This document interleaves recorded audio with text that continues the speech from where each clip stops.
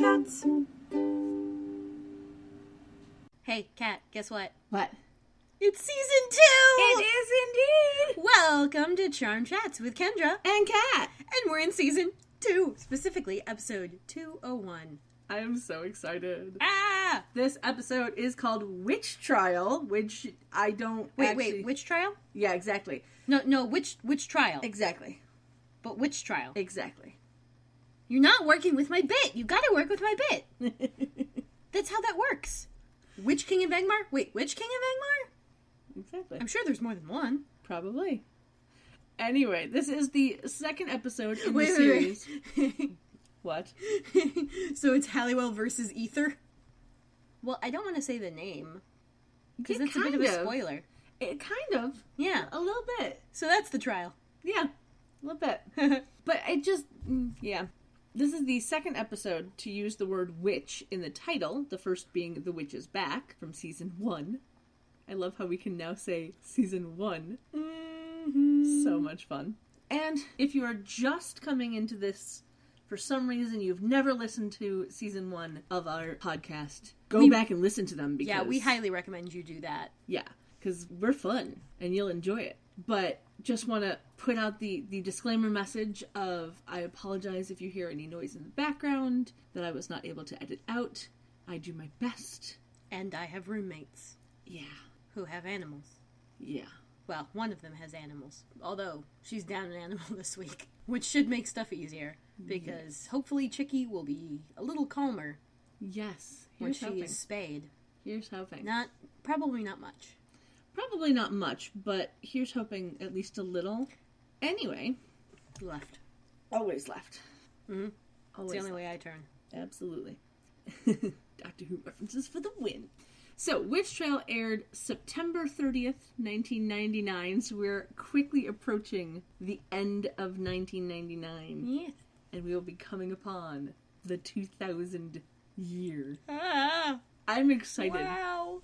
I'm excited to see how the clothing changes. Mm-hmm. Because there are some episodes coming up where Phoebe wears some interesting shit. Oh my gosh. And season 3 gets interesting for Prue. Yeah. A lot of backless. There's a lot of interesting outfits coming up, and Let's face it, this I'm entire excited. show is characterized by interesting outfits. Oh, absolutely. And I swear that, these girls just, their entire budget, their entire paycheck from everything they ever make goes to clothes, because... That makes sense. I swear they rarely wear the same thing twice, and when they do, it's usually a work outfit. Or someone else wore it. Yeah. As with Pink Ribbed Sweater. Yes. From episode 6. Yeah. That you never like to talk about. Nope. Nope. I dislike that episode. Yes, we all know. Yeah. Well, maybe newbies don't, but they will learn. Very true. Very, very true. So, is there anything else we would like to say before we get into the episode? I don't know that there is. You don't want to maybe address the new theme song? Oh, yeah, that. Well, technically I haven't recorded it yet because I sliced my finger open. Yeah, but see, I'm going to cut that out because, Well, why? Why?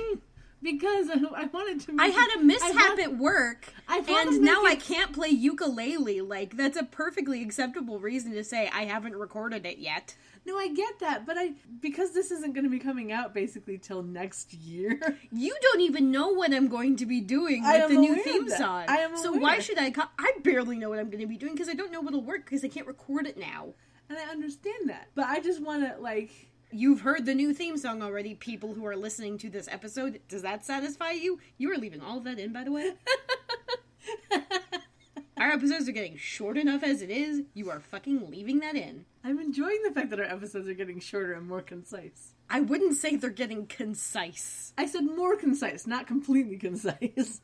I wouldn't say that's the direction they're heading in. Sparse is more like it.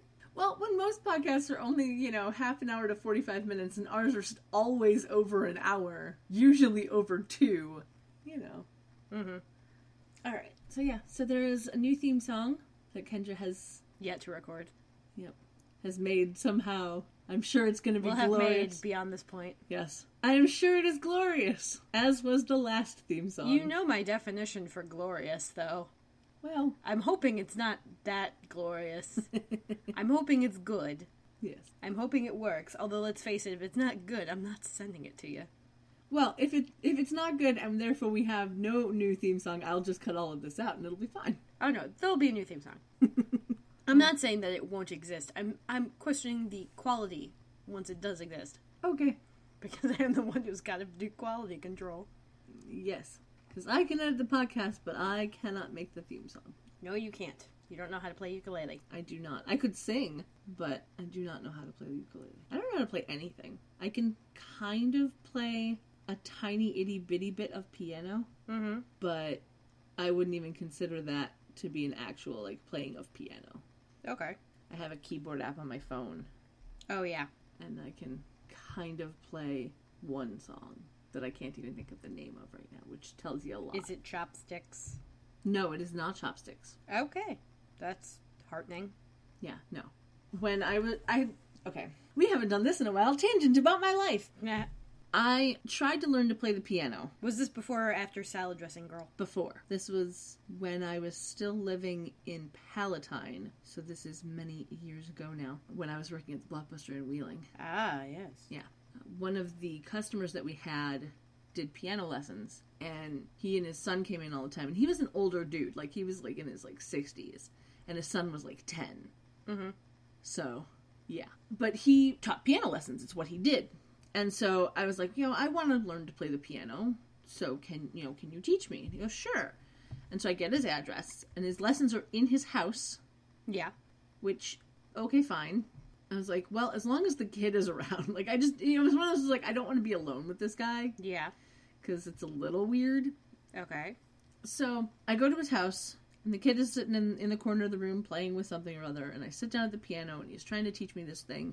And you've seen my back. I have a little hump on my back, basically. Like, my spine is curved just a little bit. So I can't sit up straight. Right. It is physically painful for me to sit up completely straight with my back straight. And he kept trying to push me into that sitting up straight thing. So he kept touching me. Yeah. And it was weirding me out. And then, so that was the first lesson. I went back for the second lesson after I'd had a car accident. Oh, no. Yeah. And so I was in pain from the car accident, and there was no sitting up straight. It was just not going to happen. And he kept trying to touch me and trying to move me, and I'm like, dude, I am in so much pain right now. You're lucky I showed up, And then he said something that pissed me off, and I was like, you know what? I don't need to learn the piano that much. I'm done. And I left. And I learned this one song that I can't even think of the name of now. Do you know how it goes? No, that's Ode to Joy. That's the one that I learned how to play on the cello. Alright. I know it in German and I like it. Because it's beat 9. Okay. Beethoven's 9th. Okay. I learned how to play Ode to Joy on the cello in 6th grade. Oh. You played cello in 6th grade? I did. Nice. I wanted to play the violin, but I was indecisive about wanting to play the violin. And so, so the way that our 6th grade instrument choosing thing worked was you walked into the gym and all of the instruments were in their little sections, and you walked to the one you wanted and you picked one up. That seems dangerous. And that's how you were like, this is the one I want. And then you'd stand there and you'd hold it. And then a teacher would come by and be like, okay. And then they'd, write down your name and this is the one that you want and all that stuff, right? But they only had so many instruments. And so I immediately was like, I want to play the violin because, it was small and dainty and, like, it just looked cool carrying the little violin case, it was that I was more into the aesthetic than the actual music thing. Yeah. And then I remembered, oh shit, you have to stand the entire time because the way that our orchestra works is you had to stand if you were playing the violin. And so then I got indecisive about it. I was like, well, maybe I'll do this instead. And so then I was like, well, I should just look around and see what all is here, right? Yeah. I have ADD, so I got distracted, and by the time I realized, oh yeah, no, I really do want to play the violin, I got back to the violin and all the Asian kids had taken them. Like, literally, every single violin was taken by an Asian kid, and I'm like, well, fuck. Okay, fine. They were all taken, and I'm like, okay, what's left? Hey, look. The one where you sit. The cello, yeah. And the only one where you sit, apparently. Yeah, the cello and the bass, I think. No, you don't sit when you play bass. Well, some people do, but you should generally don't. And you don't start off teaching kids that. There was the cello, and there was one other thing I think that also sat down, but I don't remember what. French horn. Maybe. Because French horns generally sit. They can stand, but it's awkward. And you definitely don't start teaching children that way. Yeah. So I wound up with the cello, and I was not excited about it because it was huge, it was unwieldy, it was heavy, and I was, a geeky, scrawny kid, and then I became a geeky, pudgy kid, and it just wasn't good for me. The only good part about taking the cello was the fact that I got to sit at the front of the bus and have an excuse as to why I was at the front of the bus, because I would sit at the front of the bus anyway because I get car sick, but for some reason, kids are mean and they don't understand that car sick is a thing, and if I go to the back of the bus or even the middle of the bus, I will throw up on you. Somehow that's not a thing that works in their brain. But I can't go to the back of the bus because I have my cello, so I have to sit right behind the driver.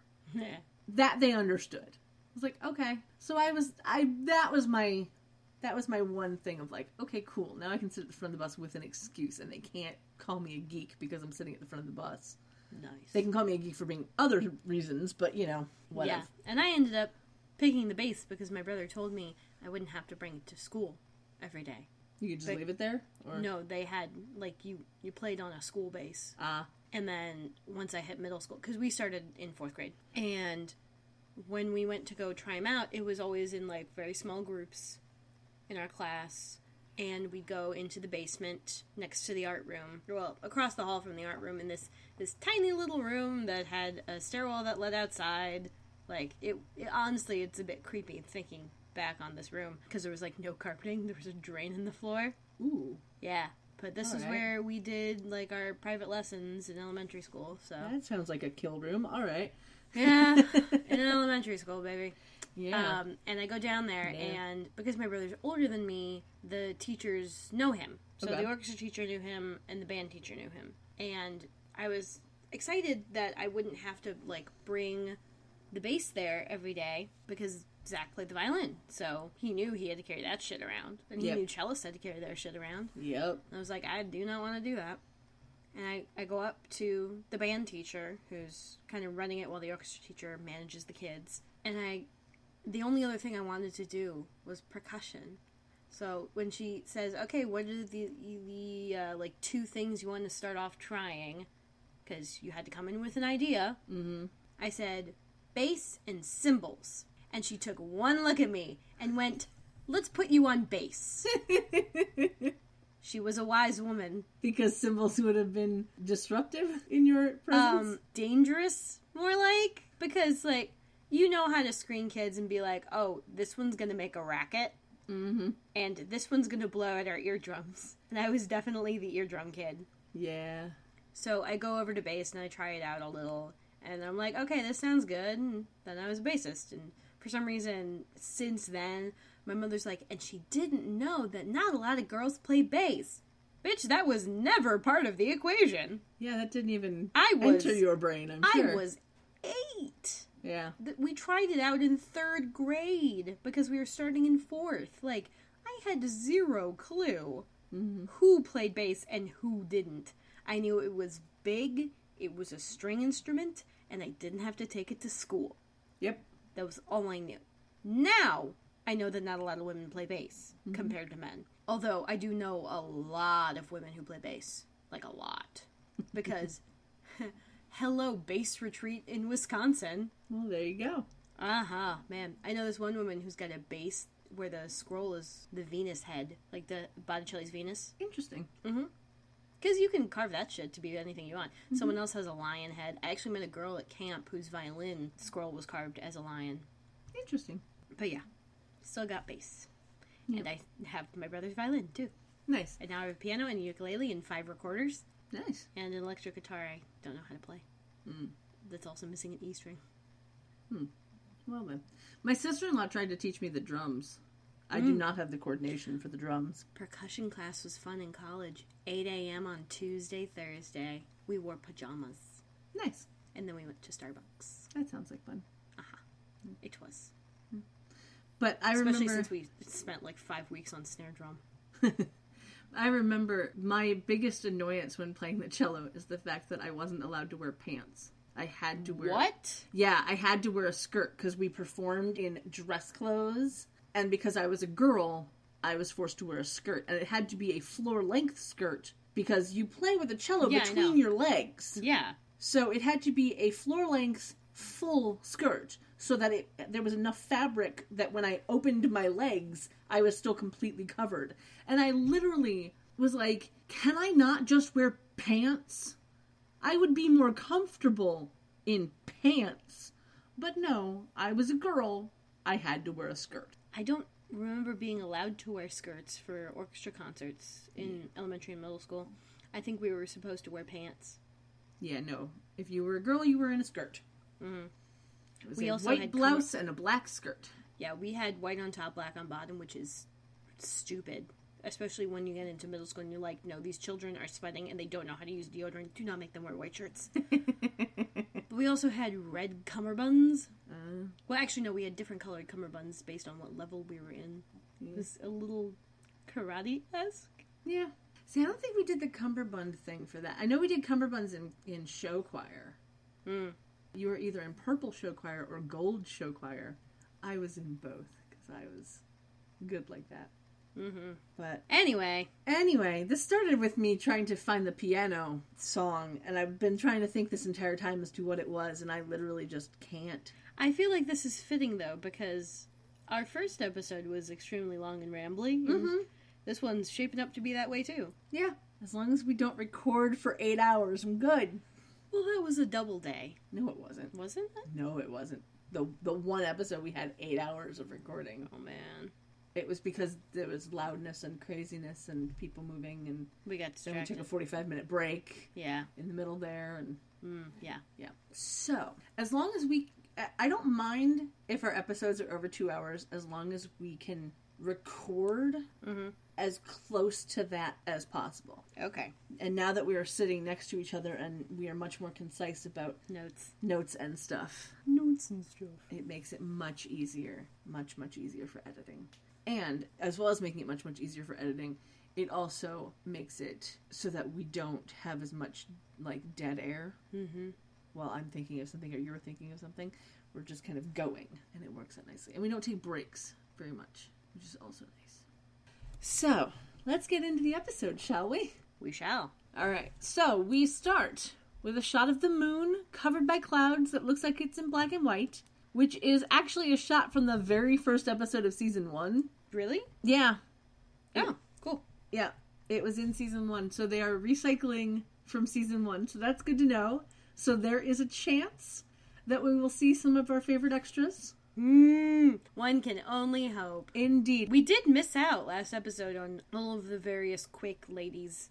Yeah, because we didn't have any extras that we recognized in the season finale. So, yeah. I'm hoping that we will have that in this episode. Now, we're not going to have Quake anymore.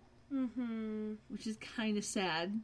But we still have Bucklands. Yes. We still have Bucklands, and we still have the house. So there is the possibility that we will see one of our people.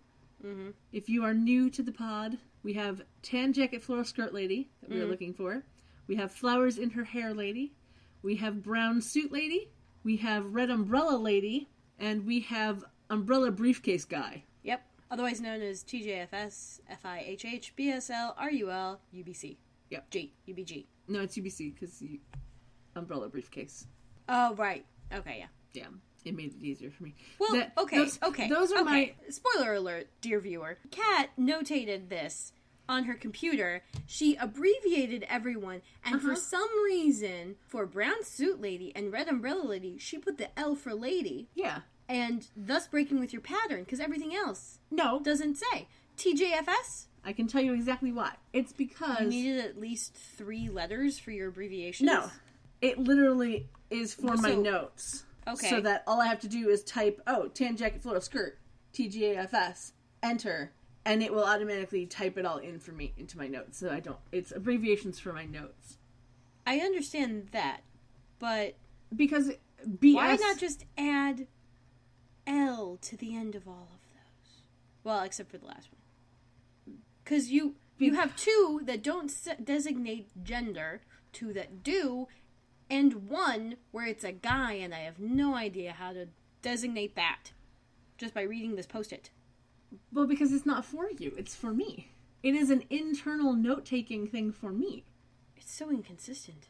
But it's because this was 4 letters. There was no need to make it 5. This was 4 letters. There was no need to make it 5. This would have only been 2 letters.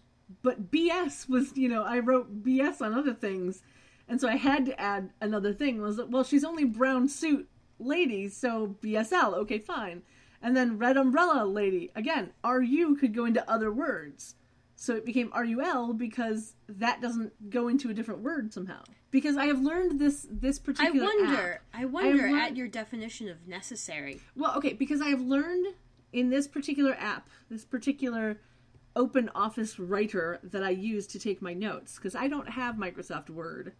I use Open Office. It will learn what you type a lot, and it will try to give you that. So, it will be like, oh, did you mean run? Did you mean running? So that's why I had to use the RUL. So like autofill. Yeah. So RUL makes it know I didn't mean the word run. I meant red umbrella lady. I still don't like that there's not an L for first 2 ladies and no G for the last guy. It's just bothering me. And I apologize for that. But I have learned over the years that my brain works differently than other people's brains. And so as long as it works for me, when it's just literally there for my note-taking, that's all that matters. Is it, though? It is. It is indeed. Anyway, now that we have gone on about random things, which, if you are new to the pod, get used to it. Let's get back to the show. So after we get the shot of the moon that was used from episode 1 of season 1, we have an exterior night shot of the Halliwell Manor, and all the lights are turned off when Phoebe walks in the door.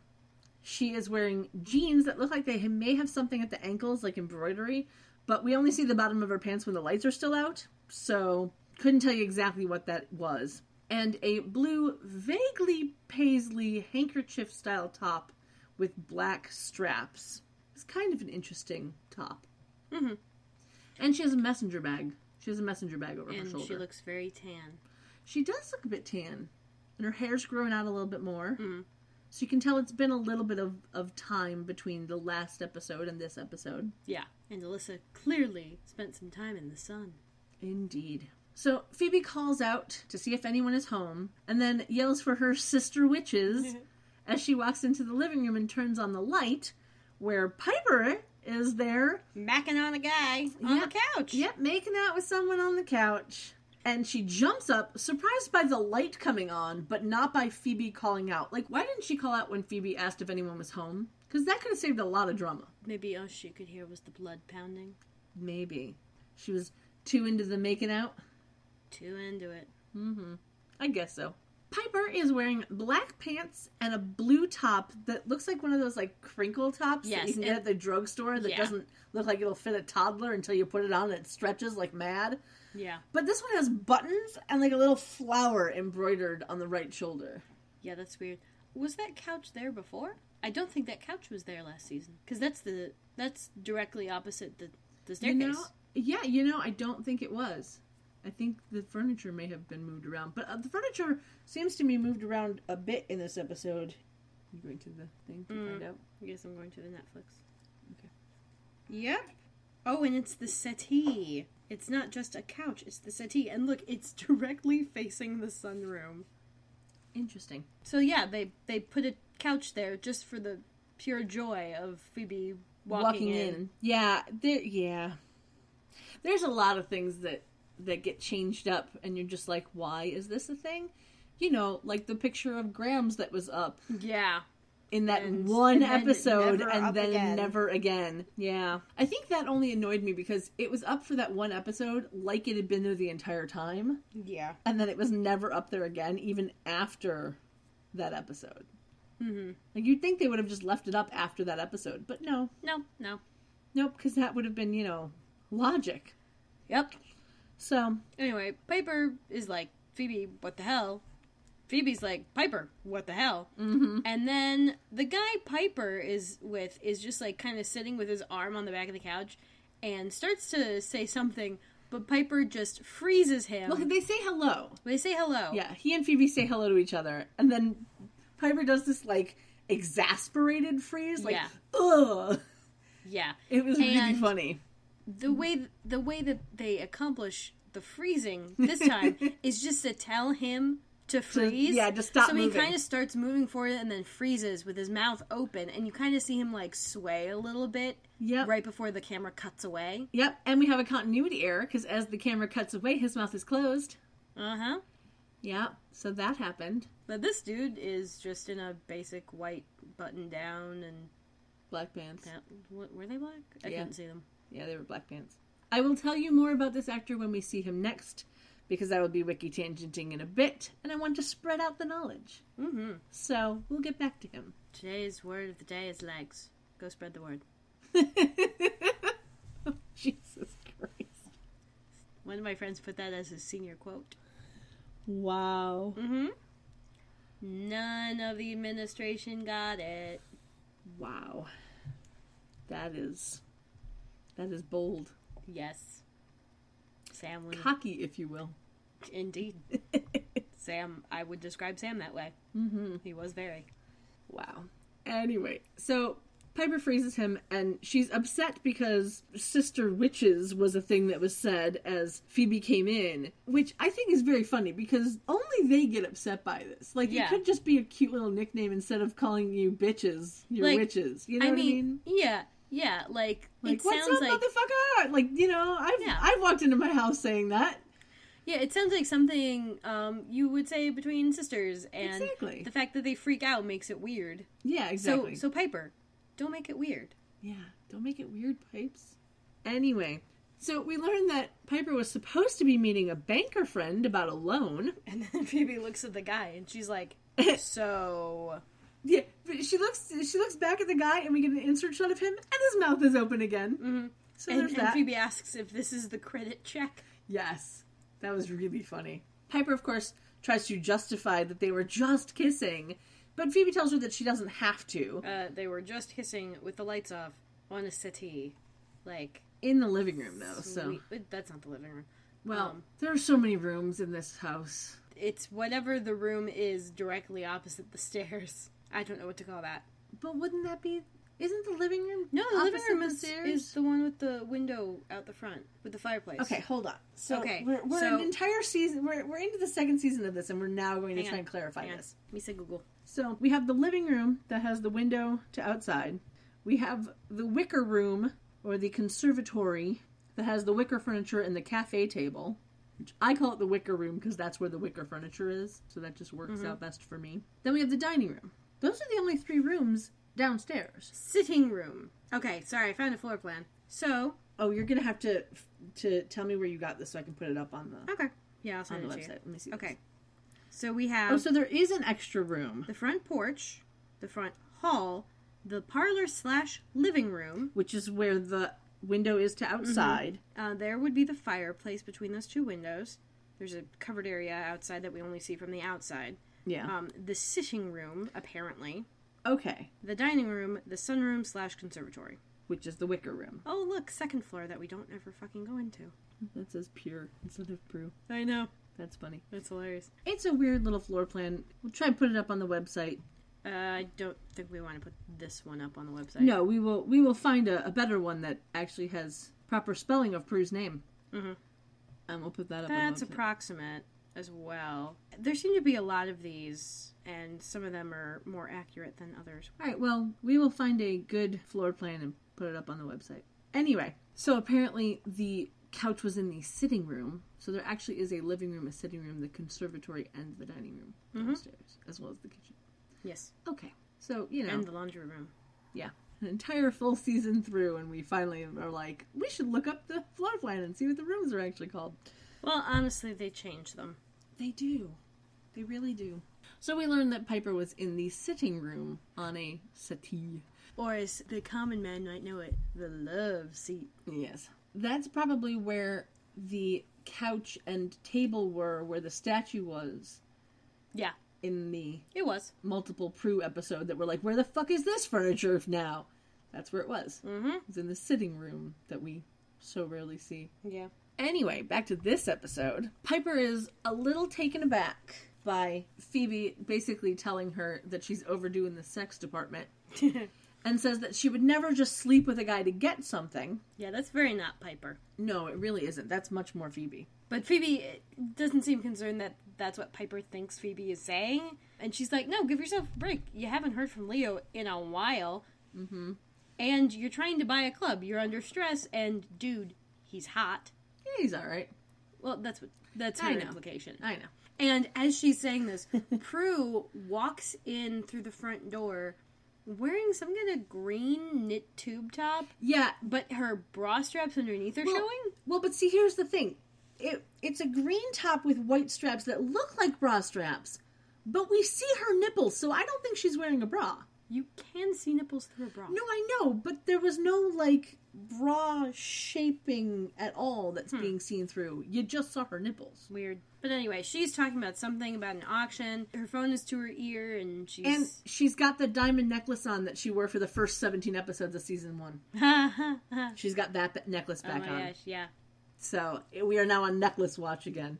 Mm-hmm. But Piper waves at her and says, stop, go back outside, go now, go fast. Yeah, we don't see the bottom half of her outfit because Piper's like, no, hurry up, go outside. So she kind of looks at them for a second and then is like, okay, and just leaves, which was just kind of funny because it was that moment of like, you can tell that she was just like, okay, she's telling me to leave for a reason. She probably has someone frozen in the living room or in the sitting room. Like, okay, got it. And she leaves. Yeah, and then Piper circles back around to the front of the couch, just as dude unfreezes. Yeah. And he automatically, of course, thinks that Phoebe is Prue, because that seems to be the thing that happens to Phoebe, is people think she's Prue. He stands up, and as Phoebe starts to correct him, Phoebe's like, no, I'm Phoebe, and then points with her right arm all the way back around her left shoulder, as she just kind of goes and waits, and then Prue walks in the door, still talking on the phone, but now further along in whatever conversation she was having. She's like, that's Prue. Yeah, Prue hangs up the phone as she walked in, too. Because she was finishing the conversation when she walked in. Piper then asked this guy for a rain check on the evening, and we learned that his name is Rob. Wait. So, he's from the bank. His name is Rob. Can we call him Bank Robber? Bank Robert! Bank Robert. All right, that is a nickname I will let you have. Yes, I win. All right, Bank Robert. So anyway, Bank Robert says okay to the proposed rain check and grabs his coat, heads for the door. And this is where we see that Prue's outfit of the green top is paired with something that is zebra print. Oh gosh. I'm assuming it's a skirt, but we literally do not see her in full view, and we just kind of see her sideways, so I couldn't tell if it was pants. I am hoping it is a skirt, because no one should have zebra print pants. That is not a good look on anyone. Jury's out with me on whether or not anyone should own zebra print anything. But at least a stuffed animal. But at least a skirt or a pillow looks a little more respectable than pants would. Just saying. I don't know what your criteria for judging respectability is based on. Because honestly, my own personal feelings. Honestly, they're just the same. Neither is the lesser of two evils. Let's not have that conversation. I have to laugh or I'll cry. Anyway. I will just sip my tea. Okay. Anyway, Piper thanks him for dinner and says that she'll meet him at the club the next day. And then they kiss and he leaves. And she turns around to find her sisters grinning at her. And Prue asks very cheerily if she got the loan. But she says that she won't find out until the next day, which I think is hilarious. Like, why are you making out with this dude if you haven't even gotten the money from him yet? But, that's just me. Well, get a little taste of what you might get. I don't know. I don't know how that works. So, Prue and Piper start to leave the room, but Phoebe stops them because she has something to tell them. And we learn that the next day is their 1-year anniversary of becoming witches. And Phoebe looks super cute, excited about it. Mm-hmm. She's like, don't you guys know what day tomorrow is? And the both of them are just totally nonplussed. Like, what? Yeah, they have no clue. They don't really care. No, how many shits does this house give? Apparently only 1 out of 3. Uh-huh. But we also learn that it falls on one of the most powerful Wiccan days of the year, the autumnal equinox, which in 1999 was September 23rd. So they're close. So, there you go. It's better than Friday the 13th. Yes. But then again, you can't exactly do a Friday the 13th episode on a Friday the 13th. Like, it's just too hard to coordinate that. Absolutely. It especially happened not often enough. And especially when the show didn't air on Fridays. Mm-hmm. So there's that. Well, I mean, it didn't air on the autumnal equinox either, but, that was just a week out. Well, yeah, true. But they're like, oh, it's probably gonna air in September. Isn't there, like, a fucking equinox then? Yeah, great. Awesome. Yeah. But, so that means that they got their powers September 23rd, 1998. Yay. So now we have that date as a thing, if you care about that sort of thing. So, she then mentions that she met a witch at a bookstore, which makes her sisters automatically get worried that Phoebe told this person about them being witches.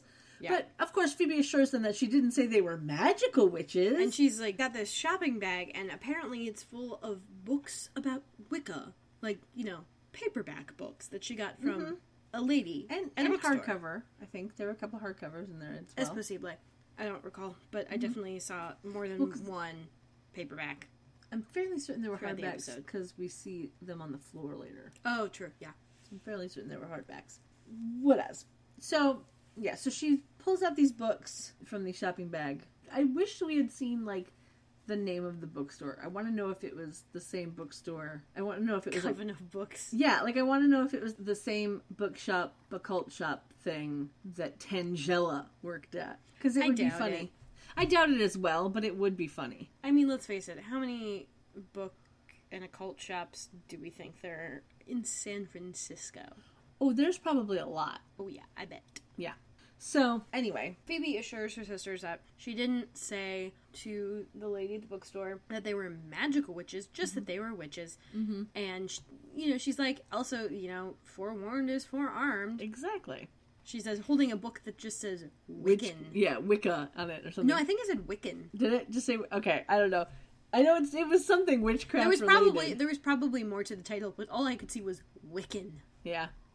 So, Prue says that they've been demon-free for over a month, and she'd like to keep it that way. So, of course, she has now jinxed them, because everyone knows not to let the universe know when you think things are going well. Yep. Piper says amen to that, which I thought was very funny. And then Prue and Piper walk out of the room. So now we know that it's been at least a month between the season finale of season 1 and this season opener. Which makes sense because, neither Prue nor Phoebe's hair has grown all that much. Yeah. Although Piper's seems to have. Yeah, her hair did get a little longer. I think maybe the other two just got haircuts. Because the distance in between filming would have been much longer than that. Yeah, it would have been at least a couple months. Mm-hmm. Anyway, so... we cut to the next morning. The sun is coming up. There are some buildings behind the water, and everything is yellow with the sunny light of dawn. Yeah, it was an interesting shot of the sun coming up, too, because it kind of looked like it was a still shot, but then, like, the water was moving. Okay. So it was very much a static camera, which we don't have a lot in this show. True.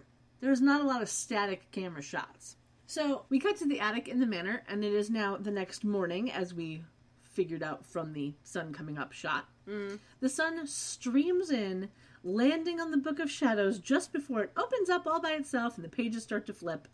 And we hear some chimes going and the wind is blowing, but there's nothing loud or obnoxious. And Phoebe, dressed in a, like, raglan nightshirt. Yeah, it was like a baseball-style shirt where the arms raglan. are...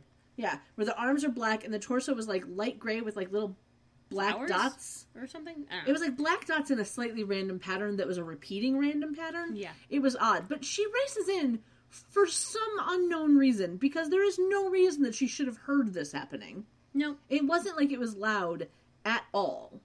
Whatsoever. It really wasn't. So it's an all-out convenience. She must have been on her way up already. Maybe. That's the only thing that I could think of, is that somehow she was already running to the attic. Why she'd be running to the attic, I don't know, but whatever. Well, it's anniversary day. Yeah. So she then, of course, yells for her sisters, and they come in. Prue is in a blue strapped top, no bra, and pink silk drawstring pajama pants. Piper is in a white cami top, no bra, and gray pants that have a little red tag on the back by her butt. It was just distracting enough that I noticed it, and that's why I had to comment on it. Yeah. Because I was like, there is a spot on her butt. Oh, it's the tag of the pants. Okay. Because you do not want... I'm sorry. Like, I don't understand why that's a thing that exists. Because why would women ever want a red spot on their butt? On the back of their pants? I'm just saying. That just doesn't... No, you definitely don't want that on the back of the pants. And as Seinfeld tells you, you definitely don't want that on your cashmere sweater. I don't watch Seinfeld, so I don't get that joke. Neither do I. It was one of the only episodes I've ever seen. Okay. But anyway, they're all just like, whoa, dude, what's going on? Prue and Phoebe walk over to the book, and Piper goes, how is the book doing that? Why is the book doing that? Yeah. So, in this moment, I am Piper. Yeah, absolutely. So they go over to the book, they look at what page it's on, and Phoebe starts to read out, rite of passage, fight it with the power of one or else. And then a bunch of boxes near the wall have this, like, blue light shining out of the wall and knock them over. Yeah, they kind of get scattered, and it was kind of funny. It was like, there was nothing in those boxes. Like, you could tell they were just light boxes that were able to get thrown about. And a vortex opens up in the wall, and a gust of wind blows through the attic, and we see the sisters getting pelted with random crap, like wrapping paper. And then a demon sitting in the vortex. Looks a little bit like a vengeance demon. Yeah, a little bit from Buffy. Yeah, a little bit. It's got the original demon. Got really big horns. Yeah. Yeah. The wind seems to blow the Book of Shadows closed, and the demon reaches out toward it. And as he reaches out, we see Prue put her hand up and then hesitate. Like, it looks like she's going to do something, and then she just kind of stares at her hand instead of actually doing anything. And then the Book of Shadows, on its little stand, wiggles and jiggles. Like, the entire stand wiggles and jiggles. It was hilarious. And then it gets sucked into the vortex, and the vortex closes. Prue is still staring at her hand. Piper freaks out, of course, because what the fuck just happened? And then Phoebe notices that the Book of Shadows is missing. Because she had been closing her eyes and looking the other way because there was debris and shit. Yeah, she covered her face. I think Prue was probably the only one who saw it go. Possibly, yeah. Prue, of course, looks a little bit guilty. And Piper says, so much for being demon-free. And we end on a shot of Prue looking both guilty and worried at the same time. And then we cut to the opening credits. Indeed. And in these opening credits, we have some scenes from last season. Yeah. Like, across the season. So there's some new shit. There is a bunch of new shit. And we see a couple of new people. We have Greg Vaughn and Karis Paige Bryant. But we'll see them in a moment, so I'll tangent about them when they come in. What else was in there? I know that there was at least one scene... Here, let's fucking watch it. Because I got Netflix up anyway, so why the fuck not? Okay. So the new credit scenes, apparently, are... Yeah, so we get a shot of the Grimlocks. Yeah, Prue throwing a pipe into the Grimlock. We get a shot of Prue moving a vase that we haven't seen before. I can only assume it's from this season. Yeah, but I don't remember it. I don't either. So that doesn't mean anything, because I have a horrible memory. Well, no. Well, I mean, it's such a one-off. It's got to be from season 2, because we haven't seen it in season 1. Yeah, it has to be from this season if it's actually anything. And we get Piper freaking out and seeing the bassinet roll into the street and freezing the truck that's heading for stroller. Stroller. Oh, right. Pram Sham. Yeah. And we get a few ones that are definitely from season 2. So there's a bunch of stuff, new credits, there's a couple new people, but like I said, I will talk about them when we get to them. The post-credit song on the DVD is Ladyfingers by Luscious Jackson and Emmylou Harris. Oh, yeah. Luscious Jackson is an alternative rock group formed in 1991. The band's name was inspired by now retired American basketball player Luscious Jackson. Of course. As you do. I looked them up, and there's not a whole lot of interesting stuff, but the drummer, Kate Schellenbach, joined the band midway through the recording of their debut EP, titled In Search of Manny, apparently. Wasn't that Prue's name in the episode you don't want to talk about? Possibly. I think it was. I don't know. But it was released in 1992 on the same label as the Beastie Boys. So I thought that was interesting. That is fascinating. Yeah. Kate was also romantically linked to Josephine Wiggs, who is an English indie alt-rock musician noted for her work with bands The Perfect Disaster, The Breeders, and Dusty Trails. I bring her up because I thought her birth name was interesting. Miranda Cordelia Susan Josephine Wiggs. What is she, royalty? She's English, so who knows? Funky. Yeah. Emmylou Harris is an American singer and songwriter. She's been active since 1969 and, as of 2016, has won 13 Grammy Awards as well as numerous other awards. The post-credit song on Netflix was When Will It Happen by Arden Kaywin. All I could find on her is that she's a singer, songwriter, and vocal coach based in Los Angeles, California. And if her Twitter picture is actually her, which I only mention because her account isn't verified, so there's that. She's a redhead. Yay! Yeah. But literally, I could not find out anything else about her. She doesn't have a wiki page, so there you go. Exactly. So you finished. I did indeed, and it was still a little warm when I did so, which is so rare for me. Anyway, so we have the first Golden Gate Bridge shot of the season. Then we get the Oakland Bay Bridge in the background of a sky shot that pans over to see the Triangle Building before we see that lovely overhead shot of the Triangle Building. And then we get our first streetcar shot of the season. This has the Sake ad on it. Sake. Sure. And we see the Triangle Building in the background. It's great. Yeah, we see the Triangle Building. And then we get an exterior panning shot of the manor. So our streetcar total for the season is 1, but for the series is 29. Nice. Yeah. I enjoy it. As do I. Yes. So, in the attic, Prue and Piper are picking up pieces of paper that have blown across the room, and Phoebe is standing on a stack of pillows knocking on the wall where the vortex opened. And she's got one leg a little up. Yeah, and it was hilarious. It didn't look all that comfortable to be standing like that, especially when she's just wearing a nightshirt. Yeah, no, and not it's so not much. a terribly long nightshirt. No, it isn't. But it was just very funny to be like, oh, let's just stack up some pillows and stand on that. Like, what? Really? There was no, like, not even a box that you could stand on? Like, no, they all got blown over because they were empty. Yeah, apparently. So we learned that the demon literally came out of nowhere and disappeared into nowhere, and that he's got to be powerful because no other demon has been able to steal the Book of Shadows. And Prue's like, well, if he was so powerful, why didn't he just kill us? Yeah. Phoebe thinks that he didn't want to go up against Prue because the Book of Shadows said fight it with the power of 1, which must mean Prue's power because it's the strongest, right? Yeah. Prue, of course, wants to know why they think her power is the strongest, and Phoebe says that every demon or warlock they've ever gone up against has always gone after her. Well, they've gone after all of you. But it's just Prue's power is the most active. Yeah, and they always go and after Prue first, usually, because they want to get rid of the strongest power first, is usually the thing that happens. Piper says that the power of 1 has to mean Prue, otherwise it would have said the power of 3, which I think is stupid, but it's also the entire reason for this episode, so I'll let it be. Phoebe reminds them that without the Book of Shadows, they aren't the Charmed Ones anymore, which I also think is stupid, but I'll leave that be as well. We'll do that.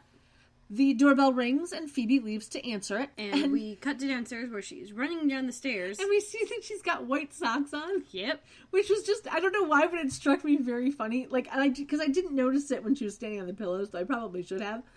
But I just thought it was very funny that she's in this, like, baseball-looking shirt thing and just white socks. Uh-huh. And the doorbell is ringing multiple times, and she's like, okay, I'm coming.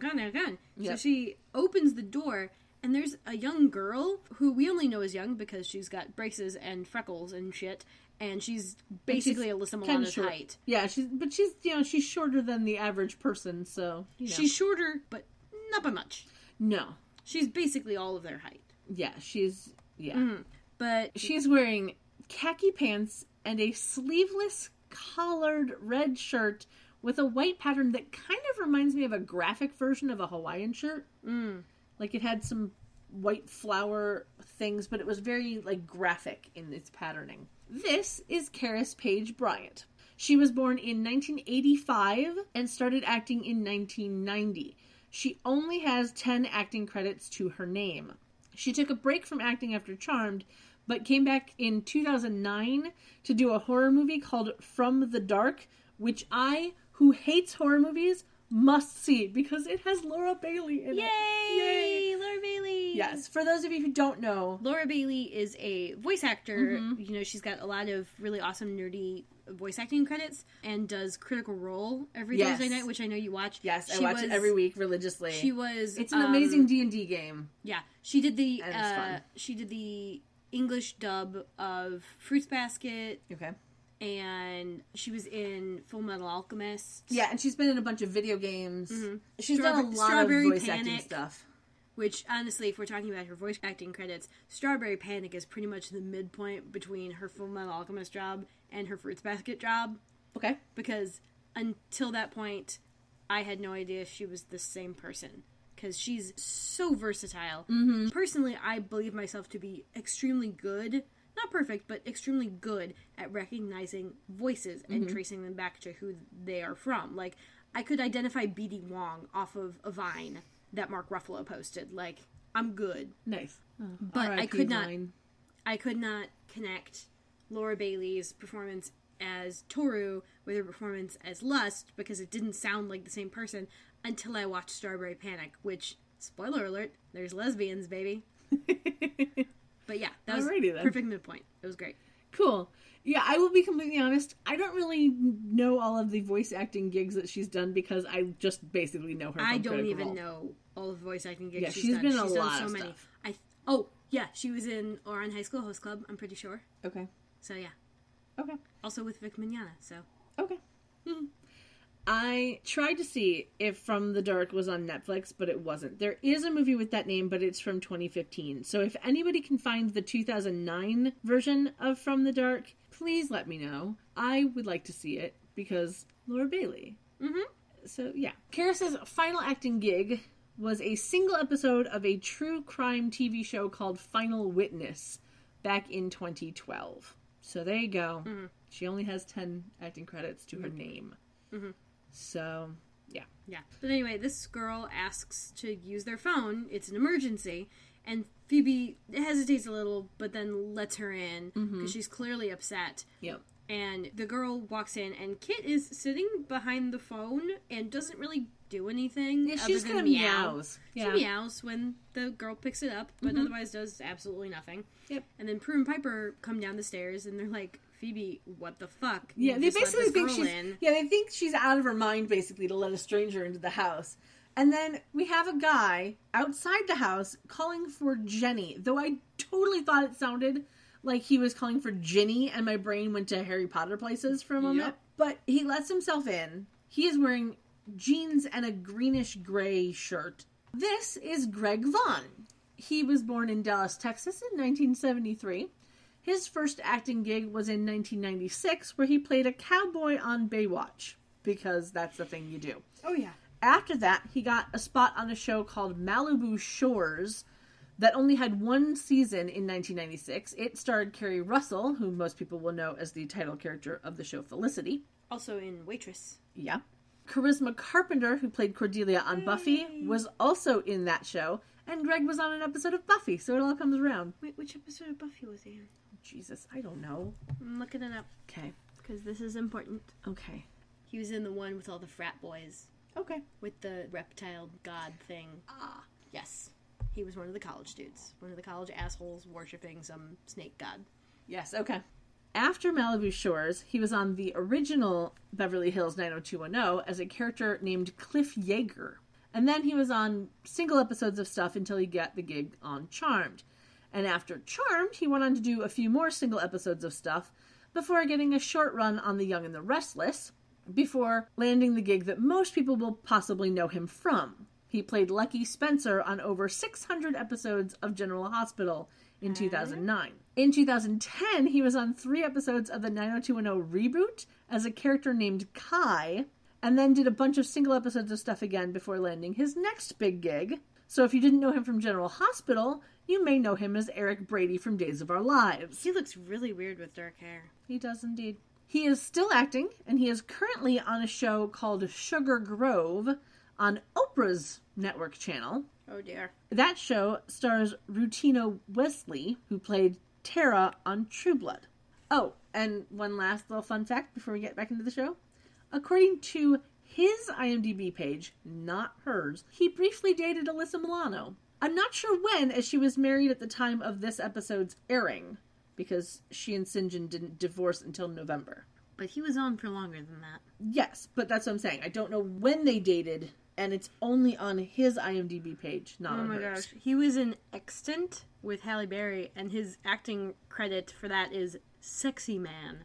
Well, that kind of plays in, because when he walks in the door, all three girls say, whoa, when they see him, which I'm assuming means they find him attractive. You know. Jenny, who is on the phone, is asking for an international operator to call Saudi Arabia, which gets Prue's attention, and I love her reaction to this. She's like, Saudi Arabia? Like, what? Yeah. She's like, how much is that going to cost? Yeah, exactly. Because for anyone who isn't aware, calling internationally was super expensive in the 90s. You could be charged anywhere from 10 cents a minute to $4 a minute. It's expensive now. Yes, but in the 90s it was even worse. Mm-hmm. You could be charged anywhere from 10 cents a minute to $4 a minute, depending on many factors, including but not limited to where you were calling from, where you were calling to, the time of day you were calling, and the day of the week you were calling. It was crazy, and I'm glad that that has kind of changed. Yeah. Yeah. That's why phone cards, like calling cards, were such a big thing.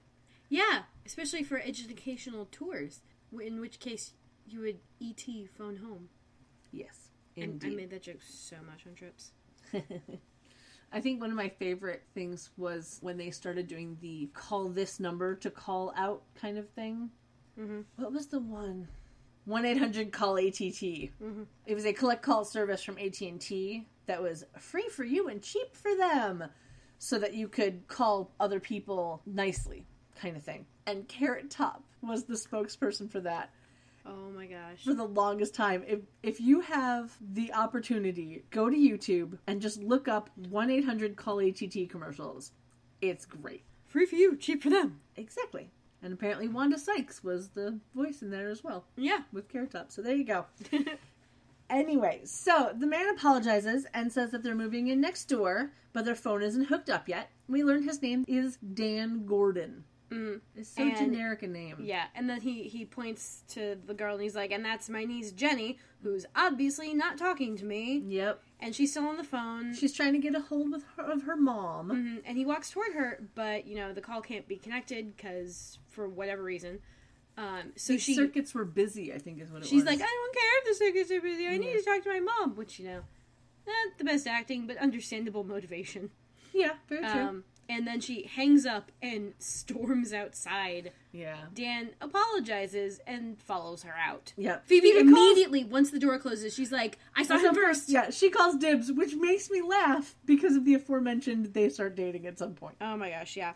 Well, that and it's kind of a callback to season 1 when they first saw Leo. Exactly. So you know that Phoebe's not going to get him because she called dibs on him, and somehow that means she doesn't get him. Exactly. But Piper doesn't Piper's take issue with it. Piper's reply was the best thing ever. Demons now, drooling later. Yeah.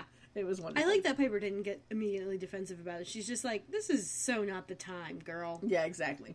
So Prue says that she has to meet a client and she starts to leave. Phoebe is confused by this and tries to stop her, but it doesn't work. And Piper reminds Phoebe that this is the first demon that Prue has faced since Andy died. So that means that it has been a month since Andy died, because they said they'd been demon-free for a month, right? So Prue is obviously not over it. Yeah. And she hasn't been coping well. No, she has not. But because she's Prue. Yeah. It takes her a while to cope properly. Which, is interesting considering when he initially died, Phoebe and Piper were like, hey, we could just go back and, redo the day, like, let it happen again. Mm-hmm. And Prue's like, no, we can't. We have to do this. Because she accepted when Andy himself told her in that dream that you need to let me be, let me move on, and do your thing. Exactly. And now she's clearly having second thoughts. Speller's remorse? There you go. Yeah. Yeah. Survivor's guilt. There we go. That's the correct thing. I was trying to make a play on, like, buyer's remorse, and I was not buying it. I enjoyed it. It worked for me. It was alright. Also, it made it sound like it was about grammar instead of witchery. Well, there is that. Anyway. So we cut to the demon that stole the Book of Shadows. He is sitting cross-legged, floating in midair, while the book floats in front of him. And there's a blue light shining behind him. And without touching the book, he opens the back cover and starts to speak in what sounds like a foreign language, but is apparently supposed to be him reading the spell backwards. I don't think it is. Yeah, I don't think it is, but that's what it's supposed to be. Because hang on, what is the love spell? Because I could read this backwards. I could do that shit. That'll be easy. Hold, please. What episode was that from? 5. Yep, that's the one. Mm-hmm. Okay, so the original spell is I conjure thee, I'm the queen, you're the bee, as I desire, so shall it be. Mm-hmm. So backwards, that would be Ebtelas os erised, Harry Potter, baby. I saw ib et error neuk et me eat erujnak I eat erujnak I. Yeah. So, I don't know what the fuck he's saying. I don't know what he's saying either, but he's supposed to be reading the spell backwards. Yeah. That's the premise of the thing, is he is reading it backwards. Yes. But they're just like, maybe don't try reading it backwards. Maybe just, like, say random shit and use your prosthetic claws to motion over the page a couple of times. It'll work. Yeah. Well, the only thing that I can think of is that it's not necessarily that he's reading it backwards in English. True. But if the point is to read it backwards, then he would just be reading it backwards. Well, but if he's, doing it in whatever his demon language thing is, that could be... He's reading the words backwards, but in the language he actually knows. Mm-hmm. We're trying to give him more credit than is due. Just saying. Anyway, so he finishes speaking, and the words disappear from the page. They, melt into the page. They Like Chamber of Secrets with Tom Riddle's diary. Yeah, a little bit. He then, again, without touching the book, flips to another page, and then we cut away. So now the demon here is played by Walter Phelan, and he's played a lot of monsters over the years. Yep. He's played 5 different parts that were called Creature. Oh, lovely. And I just thought that was funny. He was in House of a Thousand Corpses? Apparently. Oh, damn. Yeah. He reminds me a bit of Doug Jones in that he's tall and lanky. He's only 5'10", and Doug Jones is 6'3.5". So it's not the best comparison. Also, Doug has had 157 acting credits, whereas Walter only has 20. He was in Attack the Block. Okay. With John Boyega. Okay. Finn, Star Wars. Okay. Wait. I haven't seen Attack the Block, so... It's good. Okay. But yeah. Doug Jones has 157 acting credits. Walter only has 20, and he hasn't been in anything since 2015. So, there's that. But they do kind of look a little bit alike in that they are tall and lanky with thin faces. What's interesting? Oh, he did special effects for Attack the Block. He was not actually an actor. Oh, well, there you go. Fun. And I will say, the special effects were pretty fucking good. Well, alrighty then. I will have to see that at some point, possibly, maybe. And his name in House of a Thousand Corpses was Dr. Satan. Okie dokie then. I love it. I will not be watching that one. I need to rewatch it, because it was Thank you, Blue. It was kooky, and apparently Chris Hardwick was in it. I would watch a scene with Chris Hardwick in it, but I will not be watching that movie, because that is... I am not a horror person. I just am not. Oh, Rainn Wilson was in it? Funky. Anyway, so we leave our demon in his vortex, and we cut to a field of dead grass and large stones. I'm assuming it's a park. It's possibly the same park that had the large stones from a couple episodes back now. Which one, though? The one with the dark lighter. I just can't think of the name of the park. Oh, yeah. Golden Gate Park, Heroes Grove? Yeah. Thank you. That's why you have me. Yep, because your memory is much better than mine. So, again, that is just my assumption that that's where they are, because big open space, but, We see a few people, including Piper and Phoebe, standing around a large stone with flowers and other things atop it, basically turning it into an altar. Piper is wearing a green dress that has thin blue straps and a pattern of something yellow and blue, but I couldn't make out what it was, and white sneakers. Yes. Presumably with socks. No socks. What? No socks. Phoebe is in a blue strapless dress and cream heels, and she has a bunch of random braids in her hair. Mm-hmm.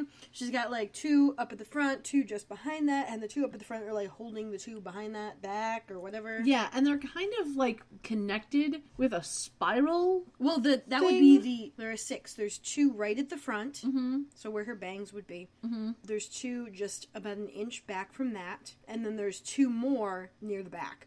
Yeah. And the 2 at the front are pulled back to merge with the 2 at the back with some spirals. Yeah, and throughout the entire episode, I didn't take note of exactly when it happens or what colors they were. But throughout the entire episode, those spirals in her hair change colors. Yeah, I don't know how to answer that. Although, it'd be really fun if they were those pony beads that change color when there's UV coming at them. So, like, you put them on your small child and you know if it's, like, a heavy UV day because they turn into colors instead of being, like, white. Interesting. Which, granted, kind of useless.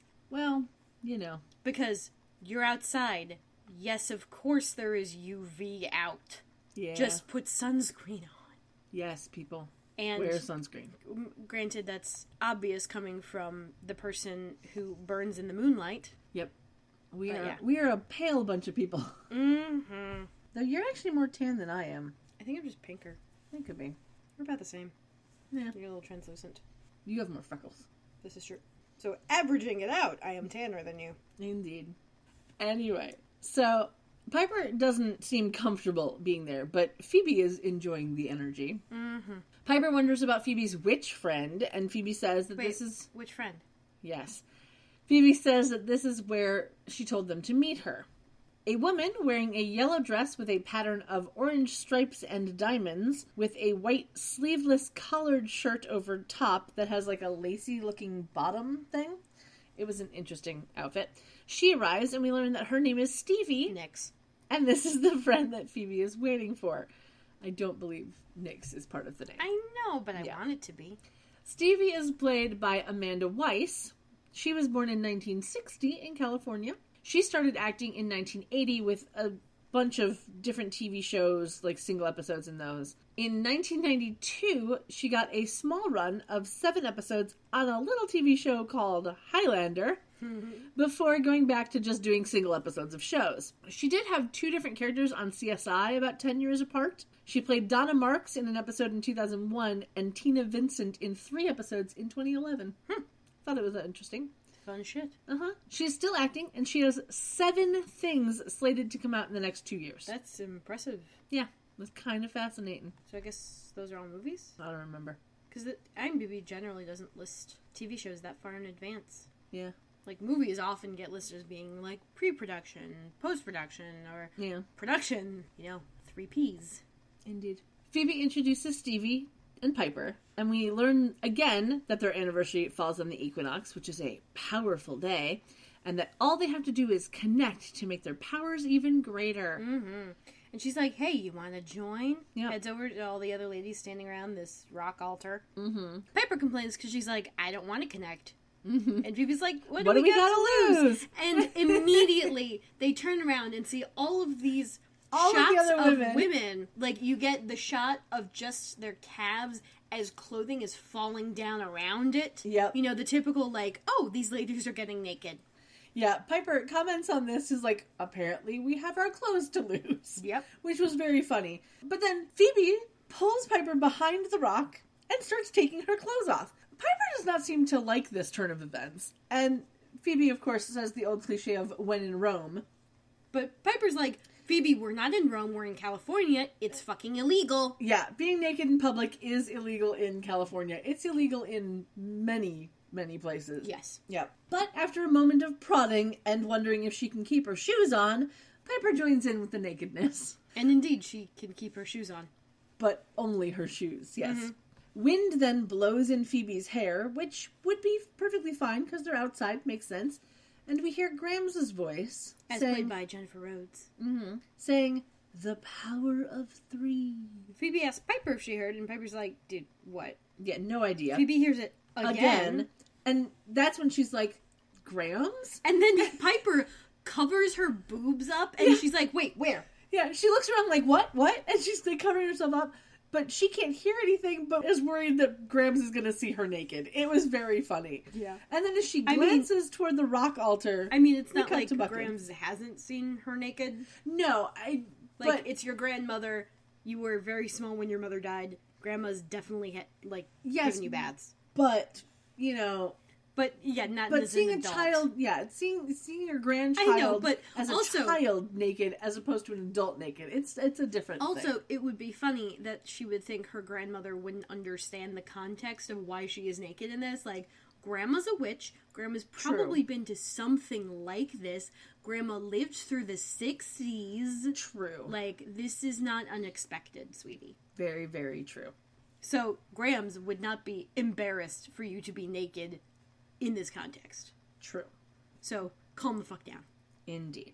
So she glances toward the rock altar, and we cut to Buckland's, and woohoo! We get Feathers in Her Hair Lady. She is walking toward the building with Red Umbrella Lady, and just before we cut inside, we catch a glimpse of Brown Suit Lady coming around the corner. Nice. Very excited. Inside, we see a woman wearing a purple suit, looking at some items in a cabinet. She is played by Janet Wood, not to be confused with Joyce DeWitt, who played the character of Janet Wood on Three's Company. That's a show from the late 70s, early 80s, if anyone doesn't know. Kat, I think even if they haven't watched it, most people have heard of Three's Company. Because guess what? It's also a common phrase. I'm aware that that is a common phrase, but they might not have known that it was a show. It's pretty well in the, like, at least American, like, right, cultural but we consciousness. But we have international listeners. True. Hi, Sweden. Just saying. Yeah. I don't know if they get Three's Company. Okay, yeah. So, yeah. So, Three's Company, like I said, it was a show from the late 70s, early 80s, but it is horribly sexist and kind of homophobic, and the jokes do not age well. So, yeah. Yeah. But it did have, I was going to say Jason Ritter. No. It did have John Ritter in it. Oh, yeah. So, he was fun. But, you know. Anyway. So, Janet has been acting since 1969, but has mostly done just single episodes of TV shows. So, there you go. There's not a whole lot about her online. Prue then walks into the room wearing a very respectable black-on-black dress suit. Oh my gosh, she actually wore something work-appropriate? Yeah, and her hair is up in like a slightly messy bun, but it's still very work-appropriate. It's probably just messy because her hair's so short. Yeah, I don't know. Yeah, but it's a respectable bun. Yeah. It was the most work-appropriate thing she's worn since ever. Yeah. Like, ever. Ever. Yeah. We learned that this woman... Since her cable knit tube top hoodie pocket. Yes. Yes. Yes. We learned that this woman is Mrs. Milton, and Buckland's is selling her husband John's collection of stuff. They have a normal little conversation about, you know, auction things and such, and then Mrs. Milton says that Prue must deal with death quite a bit in her line of work, which, you know, Prue is then startled by that question for a second before she replies yes. And Mrs. Milton has this lovely little speech about how, you know, she wishes she'd done something to stop her husband's accident, you know, displaying classic survivor's guilt. Yep. And she's tearing up a little bit, and Prue just kind of stares at her stoically. Like, it was odd. Yeah, but, like, she didn't know how to process it, which I get. I guess, but it was very weird that there wasn't even, like, a moment of, like, I understand, or even recognition in her eyes. It was just a stoic staring at this old lady. Yeah. So then we cut outside a building called the Industrial Zone, which I thought was very funny because it was, the word "the" was in all lowercase letters, and the words Industrial Zone were in all capital letters. It was a little odd. Graphic design, baby. Yeah, it was a little weird. And guess who's selling it? SWA Properties! Yeah! Which is the real estate company that Phoebe worked for, you know, like a few minutes back in episode 113 with the Fear Demon. In case anyone has forgotten or they haven't listened to season 1 of our podcast. Go back and listen. Piper pulls up in her car, which seems to be the green Jeep again. Yeah. Like, I'm very confused by this, because according to the Wikia, the green Jeep is a new car that she just got this season. But I could have sworn that she had a green Jeep. I think we commented on it. Yeah. Yeah. Like, because I could have sworn she had a green Jeep. For the Grimlocks. Yeah, because it was a black Jeep in that episode. Mm-hmm. So, I don't know what's up with the cars. Whatever. Whatever's. Yeah. So, she gets out and starts to walk inside, and she's adding a black blazer to her outfit. I guess the base color is supposed to be black, but honestly, with the sheen on that, it looks like it could have been a dark denim. Yeah, alright, I can see that. I don't know what material it is, but it could have passed for a dark denim. Yeah, I can see that. So then we cut inside, and Rob is there, and he is in a black suit with a blue striped shirt and a tie that has a very busy pattern on it. He's carrying a clipboard and looking around. So now that we see him for real, let's get into his info. Bank Robert is played by Greg Cromer. This was his very first acting gig.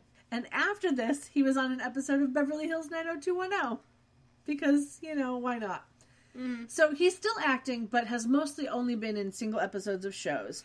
He was on 6 episodes of a short-lived show in 2005 called Love, Inc. Mr. Busy Phillips! Yeah, it was about a successful dating consultant who can't seem to find love for herself. Of course. Yeah, it only got 1 season with 22 episodes. But the best things that I found out about the show was that each episode was named after a different sitcom, like Bosom Buddies or Arrested Development, and that Shannon Doherty was actually originally supposed to play the role that went to Busy, so she was in the unaired pilot. But when the pilot was picked up by UPN, they dropped her. Oh no. Poor thing. Yeah. So who knows if the show would have been more successful or less successful with Shannon in the lead role. Mm-hmm. Who knows? But anyway, Piper comes down the stairs inside this, I guess we can call it a club now. Yeah. We know that. And apologizes to Bank Robert for being late. And through her babbling, we learned that the last 2 owners of this place apparently went bankrupt. Uh-huh. And apparently she thinks that'll count against her. But she's like, I've done marketing studies. Yeah. I've looked into it. And actually running a club is a lot easier than running a restaurant. And it's similar. And I know I can do this. Exactly. Bank Robert's like, oh yeah, it's still high risk though. And like, you want to make sure you're not getting in over your head. And she's like, I'm so tired of, like, having everyone else realize their dreams. I want to do mine. Exactly. This is less expensive and less risk than opening a restaurant, so you know what? Fuck it. Yep. But she needs his help to do it. Meaning the loan. Exactly. And he risks her not wanting to go out with him again and congratulates her on her loan approval. She thanks him and then kisses him, and he's totally into it, and then they start making out. And it was kind of odd to watch. Yeah, a little bit. A little bit. Uh-huh. Because it was like a kiss, and they're like, ooh. Yeah. And then they're like, yeah. And it's just like, really? Really? What? Yeah, it was a little awkward. Uh-huh. It was slightly awkward. Yeah, and we cut back to the demon that's got the Book of Shadows, and he's looking at the Warlock spell. Was it called that before?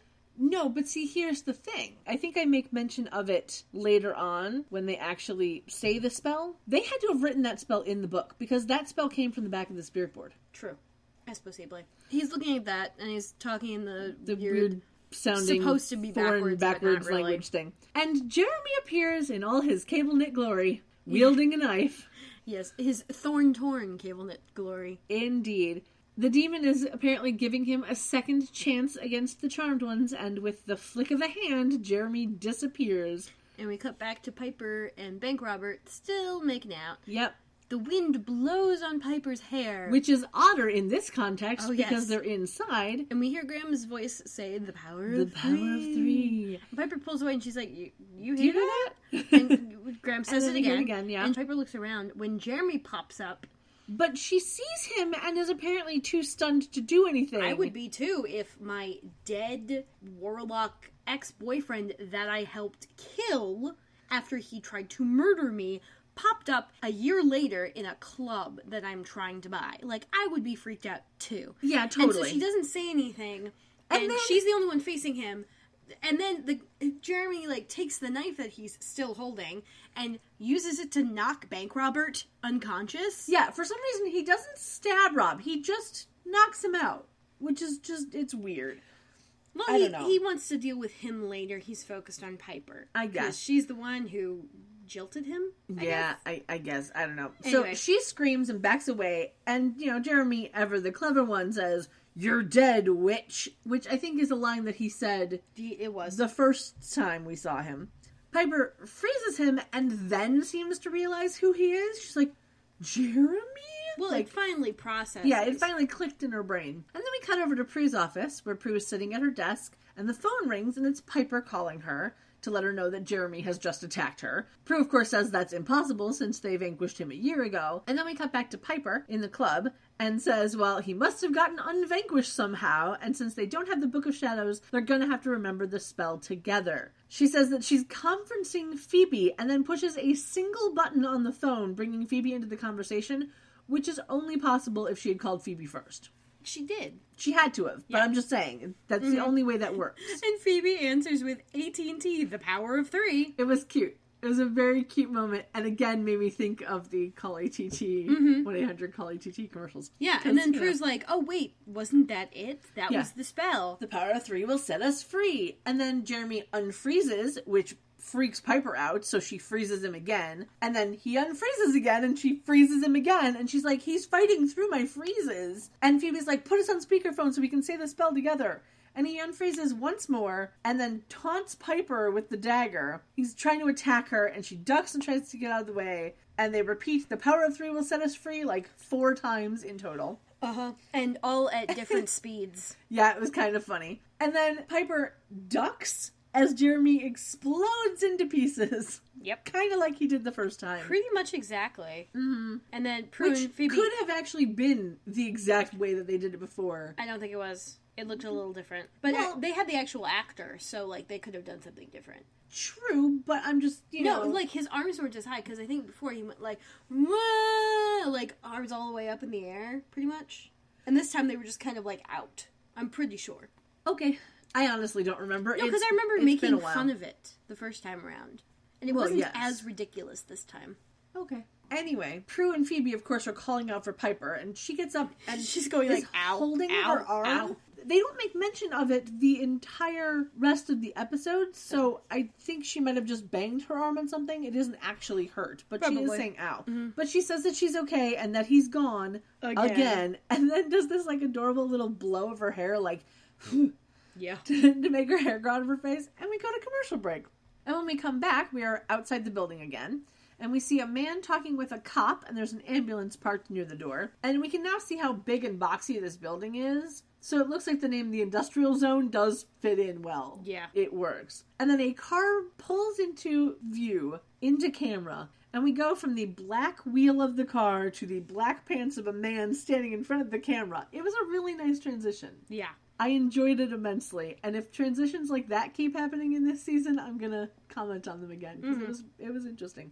But Rob is on a stretcher, no jacket, and his head is in a brace because he's sustained a concussion, obviously. And there's a cop with a clipboard taking notes or something, and Piper is, like, talking to Bank Robert, kneeling down there. And the dude's confused. He's like, how could you not have seen who attacked me? Yeah. And she makes up some lame excuse. It's like, oh, I must have been blocked, But so then he says that he's starting to understand why this place keeps going under. And Piper's, like, trying to ease his fears about it. It's like, oh, no, it's not a high crime area. But he's not having it. And then we have the best moment in this particular part of this scene, where the paramedics carry him up the stairs as Prue is coming in. And there's a little ADR line. Yeah, he's like, hey, yeah, hi, how you doing? And Prue just, like, raises her eyebrows. It literally made me laugh out loud when I saw it. It was the funniest thing ever. Because it was just that, like, how you doing? Kind of, I'm on a stretcher. Okay, what's going on? It was just super duper funny to me. Then Prue goes over to Piper, who thinks now that her loan won't go through because she couldn't just tell him that it was a warlock and he doesn't have to worry. I know, like, they said that the last couple of people have gone bankrupt. I kind of want to know what this club was before it was called the Industrial Zone. Probably not the Spot. Sorry, that's a reference to season 4. Okay, I don't remember that, so there you go. So we learned that Prue used to come to this club and that she thinks it has a lot of potential. So Piper then asks if Prue wants to loan her $60,000, which is met with a smile. Mm-hmm. And they chat for a bit, and Piper mentions hearing Grams' voice and tells Prue that Phoebe heard the same thing that morning. And she's like, I wonder if this is a warning or something. And then we cut to the living room in the manor because can't stay in one place too long. Mm-hmm. And we start, like, on the floor, and we see a bunch of the Wicca books kind of strewn about. There's, like, a couple of hardcovers and mostly paperbacks, and some of them are open. Then you see Phoebe's feet. Yeah, her shoes were super duper strappy. Yeah, it was, like, all I could think about strings, like, 4 strings each, like, crisscrossing over. Yeah, all I could think about was the tan lines that they'd leave on her feet. Oh, my God, yeah. That was my immediate image. It was like, that is going to leave some fucked up tan lines. Oh, yeah. And we also see that her dress has a nice slit up the side, which we didn't see before. Yes. Yeah. We see Phoebe typing something in the laptop. Not typing. Pecking. Yep. With one finger. Yep. Hunt Just and peck. one. Hunt and peck. Because she's holding a book in the other hand, and for some reason she doesn't know how to use multiple fingers on just one hand. Yeah. But whatever. She hears a meow from Kit or something that is strangely loud, because when she looks out the window, she sees the cat is with Jenny over at the neighbor's house. Yeah, across the driveway. And so she goes back to pecking at her computer keyboard, and then stops and goes, and then walks outside. Yeah, she changes her mind and decides to head out and see Jenny. So then we cut to Jenny, because, why not? Because, of course. Yes. And Phoebe walks over to her, sits down, and introduces herself and the cat, making the joke of, Kit the cat, And Jenny's not into it because she's she's not care. upset. She's just happy to be petting a cat. Mm-hmm. Because the cat's really, cuddling with her, and you hear the cat purring. It's great. Yeah, it was a lovely little moment. And Phoebe wonders why Jenny isn't in school, and we learn that she's taking a week off of school to move in with her uncle while her parents are in Saudi Arabia. We also learn that the reason she wanted to talk to her mother is because she needs tampons. And even though she talked to her Uncle Dan about it, he bought sanitary napkins, which they both think that those won't work, and it's all embarrassing. To which I have to just say, as someone who could never use tampons, it pissed me off the first time I saw it, and it still pissed me off when I watched it. I understand, people could get used to using it. If you or I were in the position where we talked to an uncle who bought us tampons instead of pads, we'd be like, no, this is not going to function. Yeah. I cannot use that. This is not going to work for me. Yeah. So I understand her trepidation. Yes, but I swear to God that only tiny people think pads don't work. Because why would tiny people think that? Thin people, small people, anyone... I was a thin, small person, and I have never used a tampon. But most of the people that I know of that complain about pads, the complaint is they feel like a diaper. Okay. And now, I have only ever heard that from skinny people. I have actually used a pad that felt like using a diaper because I bought the wrong size, and it was the extra, extra long overnight. Yeah. And, oh my God, it goes all the way up your fucking butt. Well, yeah. That's the kind of pad they give to women who have just had babies. Yeah, exactly, because you bleed for days. Yes. Months, even. Weeks. I think months is rare. Well, I know, well, yeah. At least a month. It is a long. lot of bleeding. Oh, yeah. So I know there are some people who have used literally adult diapers. Mm-hmm. Because it's easier. It's easier to just pull that on, let that take it all, and then throw it out at the end of the day and put on a new one. Now worry about your underwear staining. Yeah, exactly. And if you have really heavy periods, that might actually be a good thing to do. I've done that.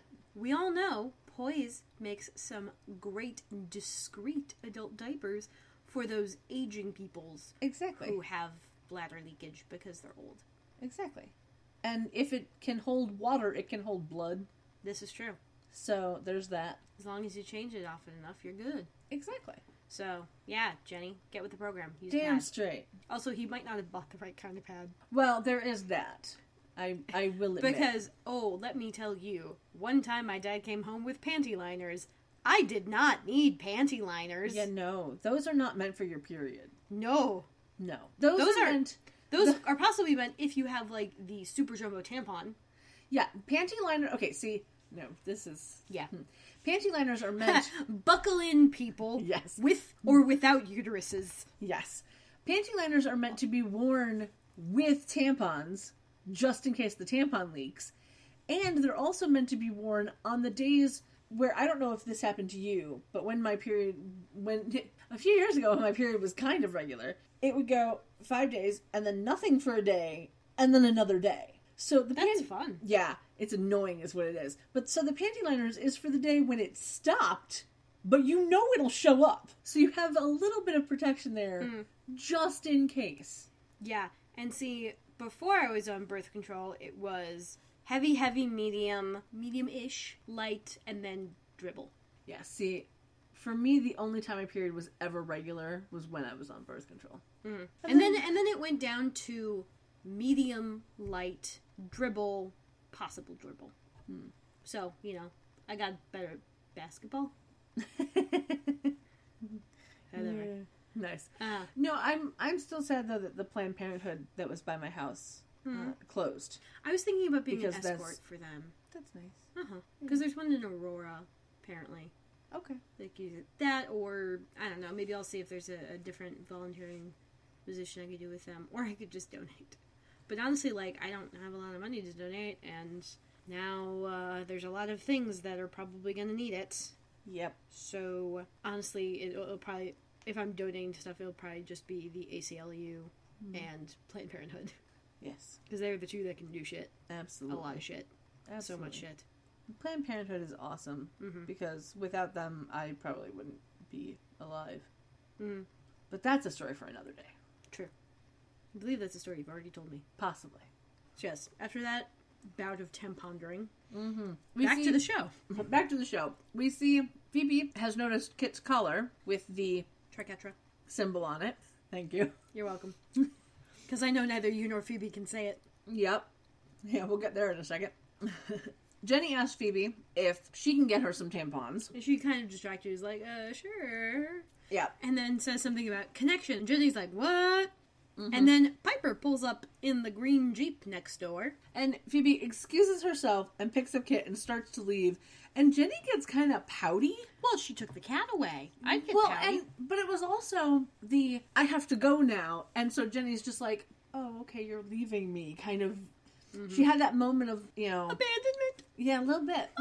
But Phoebe tells her to talk to Dan again, and that if he still screws up, she can come over to their house 24 hours, 7 days a week. She says they're open 24 hours, 7 days a week. Yeah, which is not the smartest thing to say when demons could be anywhere. But, Correct. Okay, Phoebes. Jenny smiles, and Phoebe goes back over to the manor, and there's a jump cut where we don't see her actually walking, from one house to the next. We just see her coming up to Piper at the stairs. Yeah. She catches up to Piper and says that to find out who the demon is, they have to ask the Book of Shadows. To which Piper, of course, questions her, because how can they ask the book when the book isn't in the house? Phoebe shows her Kit's collar. More specifically, the triquetra, or as Phoebe says it, triquetra? Yeah. No, sweetie, you're mixing your prefixes. The 3-4 is not a thing. Yeah. But, so the triquetra You got it. I did, because I have it written. I'm so proud of you. Thanks. The triquetra is the symbol of the power of 3, and Phoebe reminds her that Stevie said they had to find their connection to tap into the power of the equinox, and that the triquetra is on the cover of the Book of Shadows. But the first time she says it, she says triquetra, and the second time she says it, she says triquetra. Yeah. It was so funny. It's just awkward. Alyssa Milano doesn't know how to say it. And it's an awkward word to say. Yeah. It just is. But Piper, again, doesn't understand how they can ask the book for help when they don't have the book. And then Phoebe grabs Piper by her collar and pulls her off screen. And she has this, little, kind of, reaction. Because she's getting pulled by her collar. It was super funny. But anyway, we cut inside, and they're standing in the little breakfast nook with the spirit board. Which, yeah, they're at the cafe table in the wicker room. And the breakfast nook. Yeah. That's where they eat breakfast. Yeah. Piper has taken off her jacket, because why not? And Phoebe tells her that the spirit board told them how to find the Book of Shadows the first time, so it could do it again. Yeah. And Piper gives in, and they both touch the pointer on the spirit board. And this was my favorite moment in the entire episode.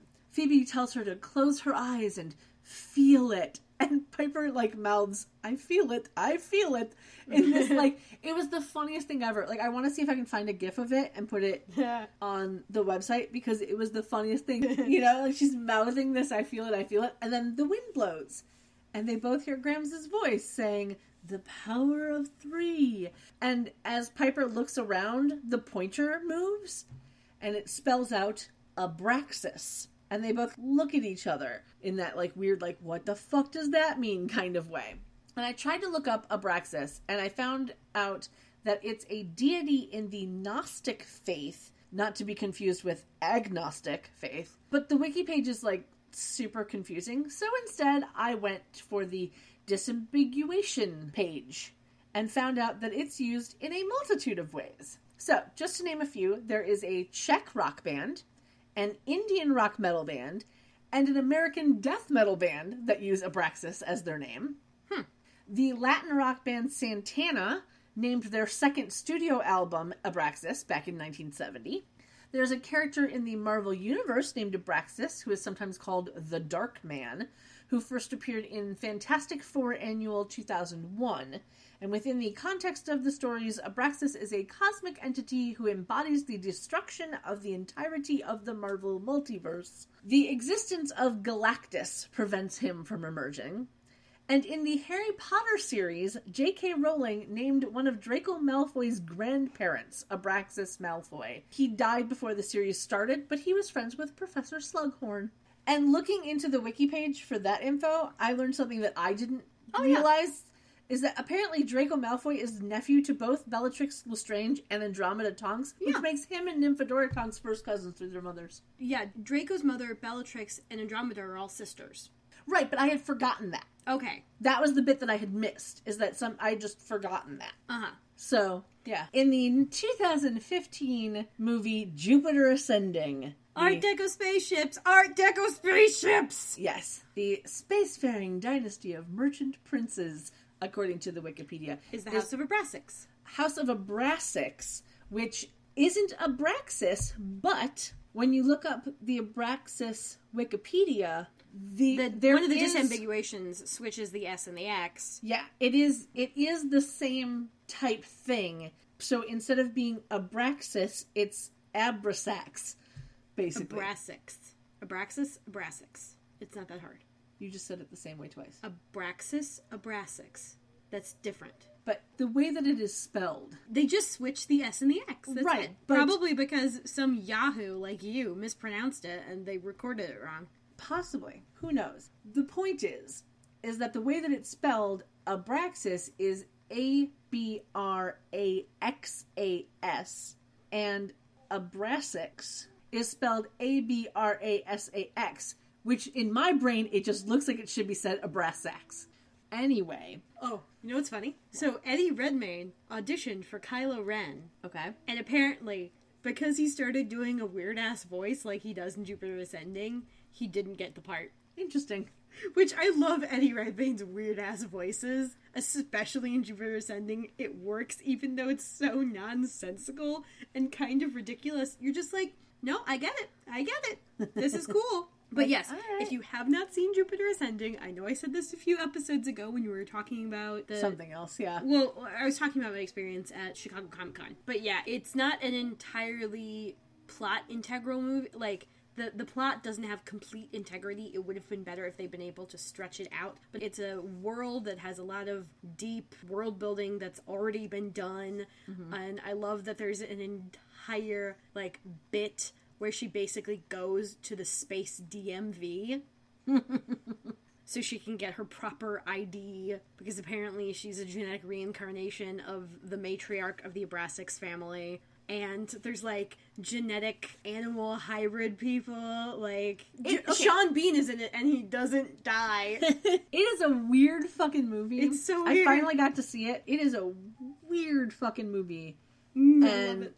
Art Deco spaceships. Yeah. That's the reason I saw it 4 times. Because the first time I saw Art Deco spaceships, and I'm like, this is gonna stay stuck in my head. And then the second time, there was Art Deco spaceships. And I realized that the main theme was written by Michael Giacchino, and it featured a bit that sounds like the Crucifixus from a mass I was doing at the time. Okay. I'm like, this is eerie? Like, it's almost exactly the same pattern. Okay. Puccini. Glory. But yeah, it's a beautiful, beautiful, beautiful fucking movie. Okay. Hashtag not sponsored. Yes. Anyway. Oh, I wish they would sponsor me. Be awesome. I wish the... Shit. What's their last name? The people who made it? They also made The Matrix? Wachowskis, yes. I wish the Wachowskis would sponsor me. That would be great. That would be amazing. Oh, they are such lovely, lovely women.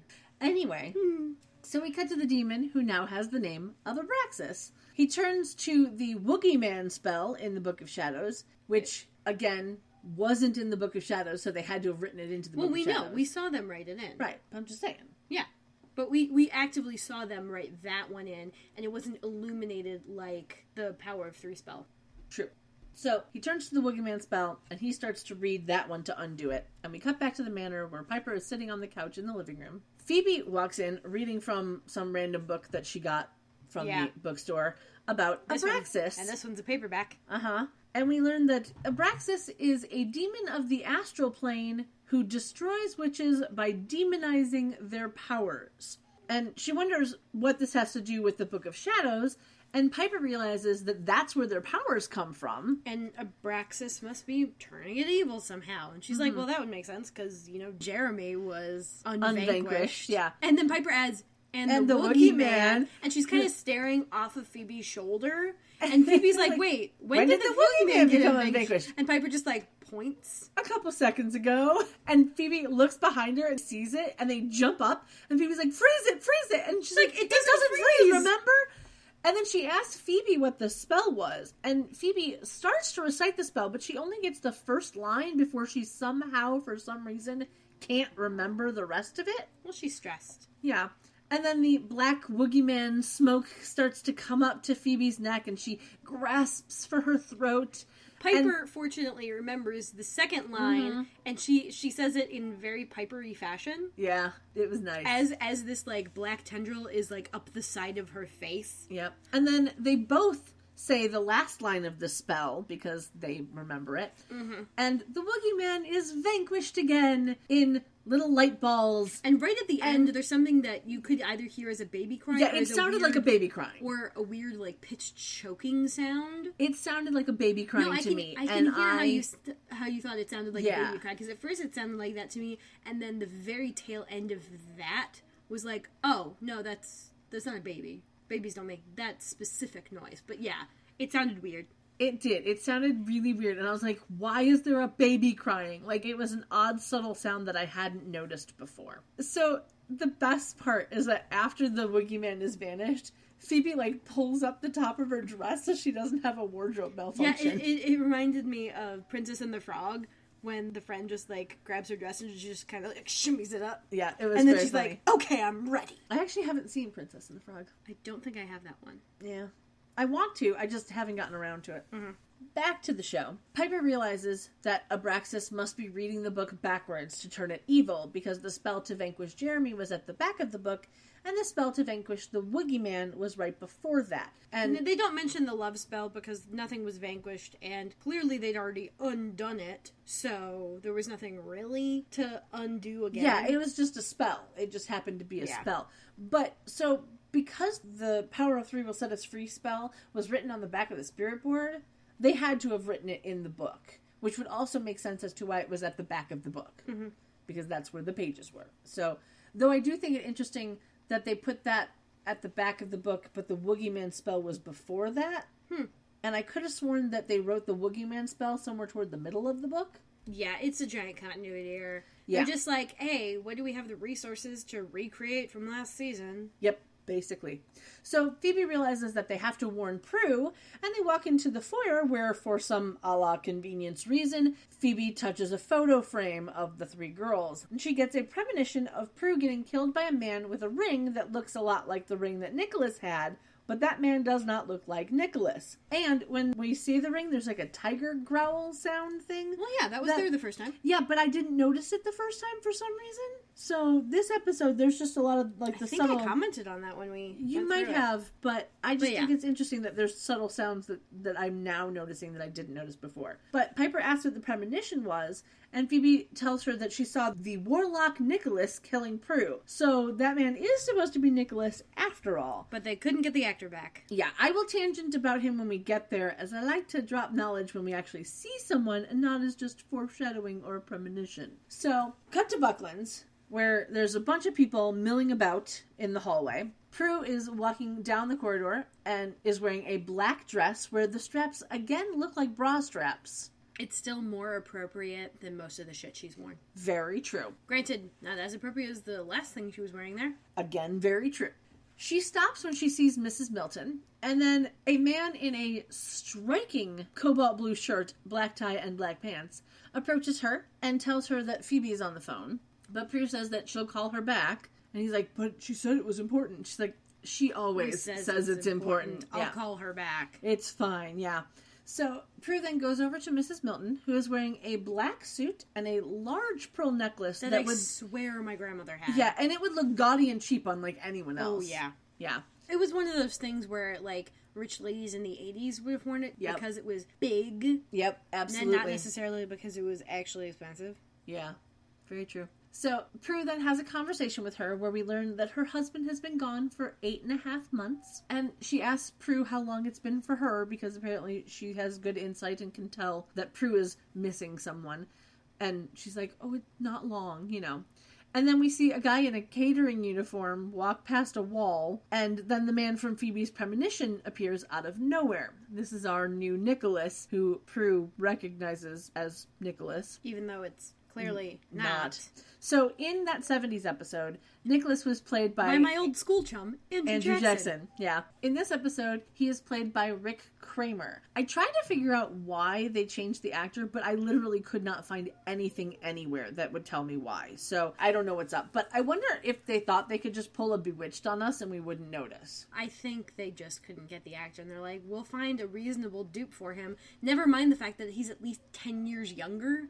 Well, or looks 10 years younger? Yeah, I don't know. I think the problem that I have with it is the fact that they just were like, let's just put in a new guy and no one will notice. Like, they couldn't have thought of doing somebody else. You know what I mean? Like, all of the other people that they have vanquished over the past year and you couldn't get that one guy back, but that's the one that you decided to bring back? Yeah, I think they had to decide between economy of story and economy of actors. Possibly. Because apparently they could bring back Jeremy. I don't know, maybe in the production, when they were trying to do it, they were trying to get the actor, and then once the story was solidified and they couldn't change it, the actor still couldn't get on board. Yeah, I don't know. Or like he was busy, or, you know, they had waited too long to call him or something. Yeah. Like I said, I could not find anywhere as to why the change happened, and there was no mention of it. So, in case you don't know what I'm talking about pulling a Bewitched, on the original series Bewitched, Dick York played Darren Stevens from the pilot episode in 1964 until 1969, when he was replaced by Dick Sargent, who played the role from 1969 until the show ended in 1972. Apparently, Dick York had horrible back pain, and when he collapsed on the set, he had to take a break from acting for like a decade. Mm. When it became clear that he would not be able to continue with the series, director William Asher considered canceling the show because he and Elizabeth Montgomery, who played the main character of Samantha, really wanted to move on. But the ratings were still high enough that the network wanted the show to keep going. Yeah, and, you know... So there was no talking to the network and being like... At that point, when you had a popular show, you had tens of millions watching. Mm-hmm. Not just, like, hundreds of thousands. Exactly. Because now there's so much on that there's no way more than probably about 5 million people are going to be watching anything that's not the Super Bowl. Yeah. But yeah. So when they were trying to figure out how to explain why Darren looked and sounded different, many people working on the show tried to come up with ideas, but Asher thought the viewers would understand that this was an actor playing a role, so he decided that the best explanation was no explanation. Therefore, the actor changed and the character didn't, with no mention of that ever being made. And, of course, the ratings went down because people were not happy about it. They're like, bitch, why are you trying to lie to us? And they're like, we didn't actually lie to you. Yeah. We just didn't say it was a lie of omission. So, anyway, now that I've explained that, back to Rick. He has been acting since 1991, and he has been in a lot of stuff, but nearly all of his gigs have been single episodes of shows, and he's played a lot of military roles because typecasting is a thing. He looks like a military guy because he was a military guy. It's, you know, a thing that happens. But I think my favorite character for him was he was on an episode of Monk, and his character was called Second Nazi.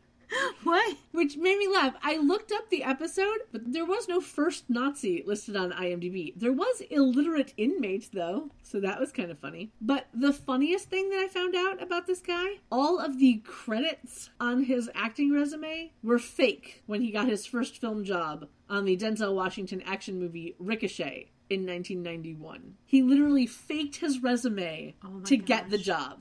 And I just thought that was hilarious. Like, you couldn't do that now. Not really. Mm-hmm. So, yeah. Back to the show. He's wearing a brown suit jacket, black pants, a dark gray shirt, and a black tie with a tan oval pattern on it, in case you wondered. They spot each other. Prue walks off and Nicholas follows her, and Mrs. Milton calls after Prue. And then we cut to Prue's office. She rushes in with Nicholas right behind her, and he stands at the doorway and points his ring at her and speaks to her in a demon voice. As we have heard other things, and I think they probably just did this to disguise the fact that it's clearly not Nicholas, and he probably doesn't sound anything like him. Yeah, but they found a blonde dude, so yeah, that literally looks. You remember the sensation, or like yeah, whatever it was. Prue falls to the floor, and she starts to say the spell to vanquish him, and he continues on with the demon talk. And he's like something about, your brain cells are dying. Yeah, like your blood is boiling. Yeah. And she gets to the second to last line, and he starts doing the, segmented, spinny sort of, vanquishing thing. And she barely gets out the last line before he explodes, and she just collapses. Right. I think it's very interesting that she didn't need a potion this time. I don't know why. I don't know why either, but yeah, it would have been easier to find something where you just needed the spell. But they didn't have a lot to work with. They only had one season, so... Yeah, but that one, needed the potion, so, Yep.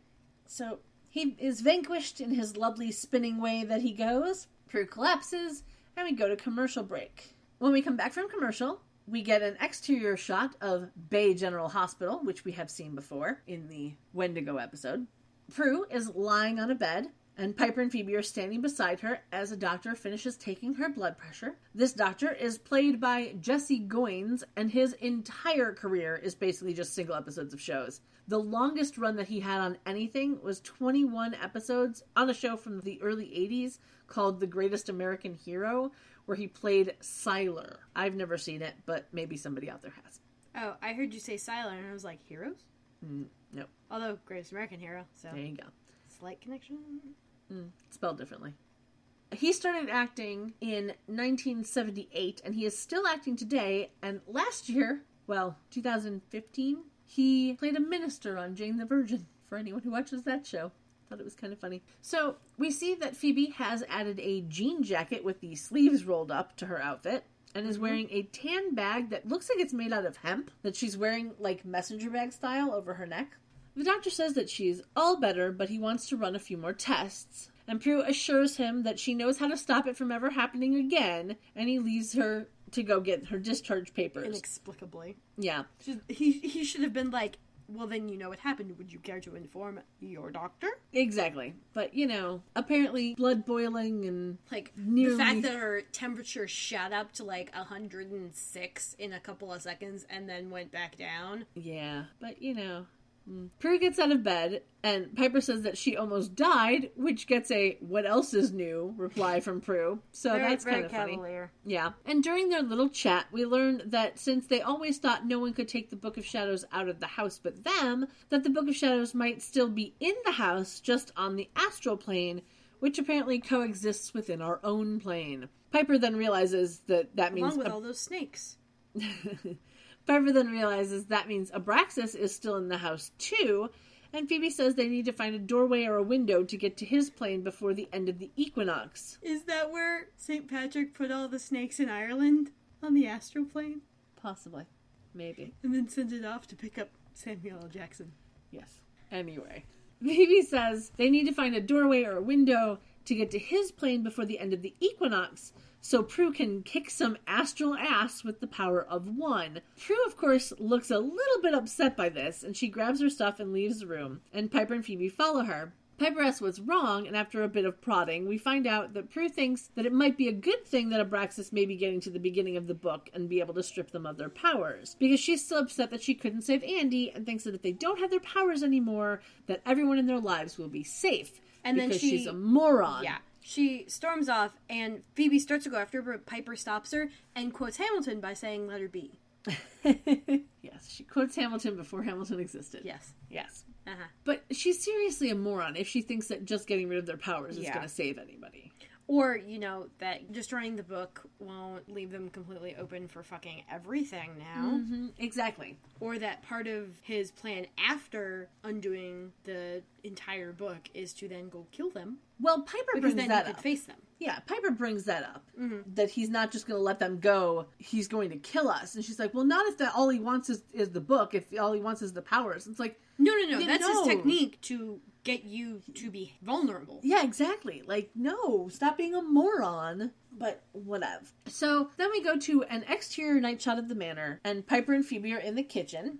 Piper is looking in the fridge, and she's wearing a light pink button-down shirt with short sleeves. I can't see the lower half of her outfit right now. Phoebe is sitting at the table, and she is wearing a red paisley peasant-style top that sits off her shoulders a little bit and shows possible black bra straps and black pants. Phoebe thinks that since Prue is stubborn, that she's not going to help them out. And you know how Prue is when she makes up her mind. Yeah. That's it. And Piper's like, also, we're out of wine, because she's into drinking right about now. Yeah, well, I think she's like, we need some, liquid courage kind of thing. I mean, it's the only thing that makes sense as to why that would be a thing at that moment. But then the doorbell rings. So Phoebe goes and opens the door, and hey, it's neighbor Dan there. And Phoebe can't quite remember his name. Which was kind of funny. Which, also was like, she's the one who called dibs on him. How would you not remember? Yeah, exactly. So he's wearing a tan plaid shirt and jeans and is holding a bottle of wine. Red wine by the looks of it. Probably a Cabernet or Merlot. Definitely not a Pinot Noir. It's the wrong shape. Okay. I'll take your word for that. Yeah. Pinot Noirs always come in the one with the slope. Okay. Whereas a Cabernet will have a mostly cylindrical bottle and then very sharp shoulders. Okay. Again, I will take your word for that since I do not drink. Generally, Pinot Noirs and Chardonnays come in roughly the same shaped bottles. Okay. Good to know. Yeah. Working at liquor stores makes me notice lots of patterns like that. Works also, for me. The reason why it's called top shelf liquor, because you literally put it on the top shelf, which makes sense, but until you see it, you don't necessarily know the origin of the phrase. Okay. Good to know.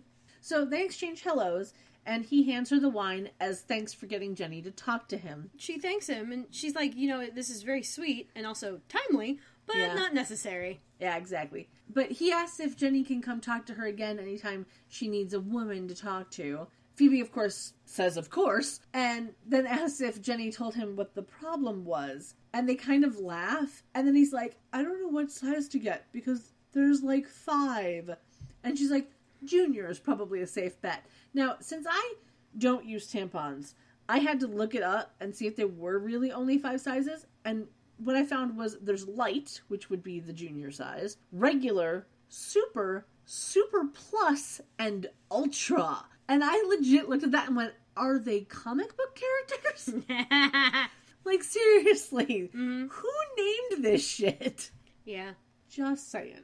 And then, of course, talk of tampons, especially tampon sizes, makes me think of Mean Girls. I just have a really heavy flow. Oh, yeah. Uh-huh. Anyway, Dan thanks her, and then the phone rings, so they say their goodbyes, and Dan leaves, and Phoebe checks out his butt as he walks away. Yeah, she checks out his butt, and then turns, she's like, yeah, good, yeah.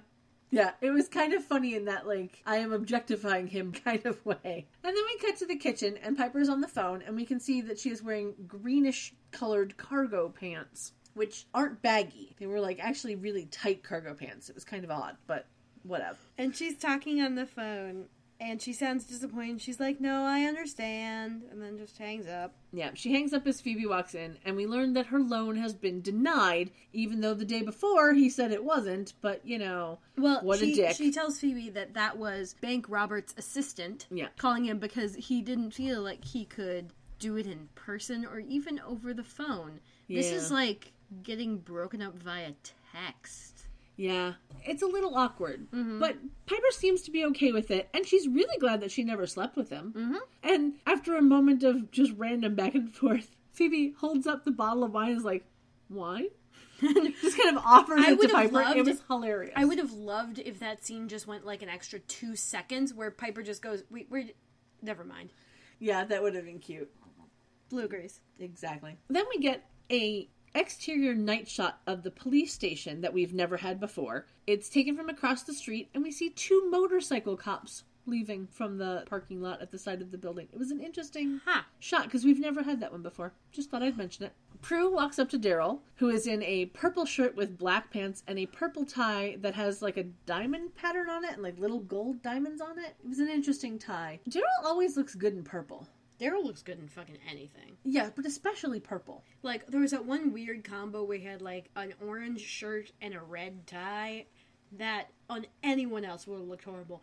But on Daryl, it looked great. Yeah, absolutely. Anyway, they say hello, and he offers her a seat. He kind of motions toward his desk, and Prue sees the empty desk, which is implied to be Andy's. But it looks like this is in the middle of the room. It could be just a different angle or something. But no, because their desks were against a wall. No, I know. So unless we're supposed to be looking at them through the wall, this is a continuity error. Unless they somehow changed the desks around in the past month. I think the set might have changed, probably. So yeah, but the desk probably got moved, or maybe like the wall where all the windows were got removed for this shot or something. Yeah, I don't know. All I know is that this was not where the desk was last season. Mm-hmm. So, therefore, I am taking it as a continuity error because their desks were against a window. Like, against a wall with windows. Anyway, Daryl says that he hasn't been assigned a new partner yet, and so he takes her to a bench in the hall. And they have a moment where he says that she's been avoiding him, and she asks how much about her and her sisters Andy told him. Daryl says that all he knows is that they were involved in some of their unsolved cases, and that somehow they stopped the killers, and that he didn't need to know anything else. Which makes him less nosy than Andy. Yeah, but he didn't need to know anything else because they were partners. Like, really? Really? Okay, whatever. Prue asks why Daryl covered for them with Andy's death, which finally gives us an explanation for that, and he says it's because Andy asked him to. And he also tells her that Andy wanted her to know that if anything were to happen to him, it wouldn't be her fault, and he didn't want her to blame herself. Too late. Yeah, she says too late, and then they hug. It was sweet. Mm-hmm. It was very nice and comforting. Mm-hmm. It was adorable. And a wonderful introduction to Daryl being a fully regular part of this cast. Yes. Was he a series regular at this point? I honestly don't know, but I believe so because he's in the credits. I don't even know how to check that. I honestly don't know, but he's in the credits. So. Well, yeah. But like he's been in the credits before. Yeah. And I don't know if T.W. King was listed as a series regular. I don't know where that would be listed. I'll do A. Don't know. So then we cut to the attic in the manor with no exterior shot. Piper and Phoebe are there, and Piper has drawn the triquetra symbol on the wall with chalk. Uh-huh. And it's a little janky. It's a little janky because she does it with there's like a wood in the middle. There's a beam. Yeah, there's like a support post in the middle of it. A stud. Yeah, there you go. So it looks a little janky, but it works. And they're worried about Prue not showing up just as she shows up. Well, the way this happens is that Phoebe says something about, but I'm still worried about Prue. And Piper, I think, says, don't worry. And then Prue from the opposite side, where off camera, says, she'll show. Yeah. She's added a black sweater to her outfit. And it kind of reminded me a little bit of the outfit that she wore in the... Yeah, the triple. Yeah, in the episode with the other two Prues. Prue says that she doesn't want to let them down, even though she's going through some stuff. Piper asks if she's up for it, and Prue uses her power to move a chair across the room, but she does so by squinting instead of using her hands. Oh, yeah, that's weird. Yeah, but they didn't do, like, the dramatic push-in on her eyes. She just kind of squints, and it moved. But they did do a dramatic... Sorry, I'm just remembering this now. They did do a dramatic push-in on Stevie when she was explaining the autumnal equinox, and there was, like, the weird, like, chimey music in the background. I'm just like, really? Yeah. But yeah. Yeah. Back to the present. Yeah. So they go over the plan, which consists of Prue knocking Abraxas away from the book, and Piper and Phoebe reaching in to grab it, and then finding the spell to vanquish him. So they walk toward the wall, and they join hands, and Piper counts down, and then Piper and Phoebe both touch the wall to close the circle, and the vortex opens up, and Abraxas appears, and there's wind and stuff, and Prue freezes. Abraxas then pushes them away, and they go sliding across the floor into some random crap lying around the attic. There was a small table and a couple of bookshelves broken in the encounter, bringing our furniture annihilation quotient to 3. Yeah, the furniture annihilation quotient for the series is now 8. The portal closes, and Phoebe and Piper look angrily at Prue, who just looks kind of confused. And we go to commercial break.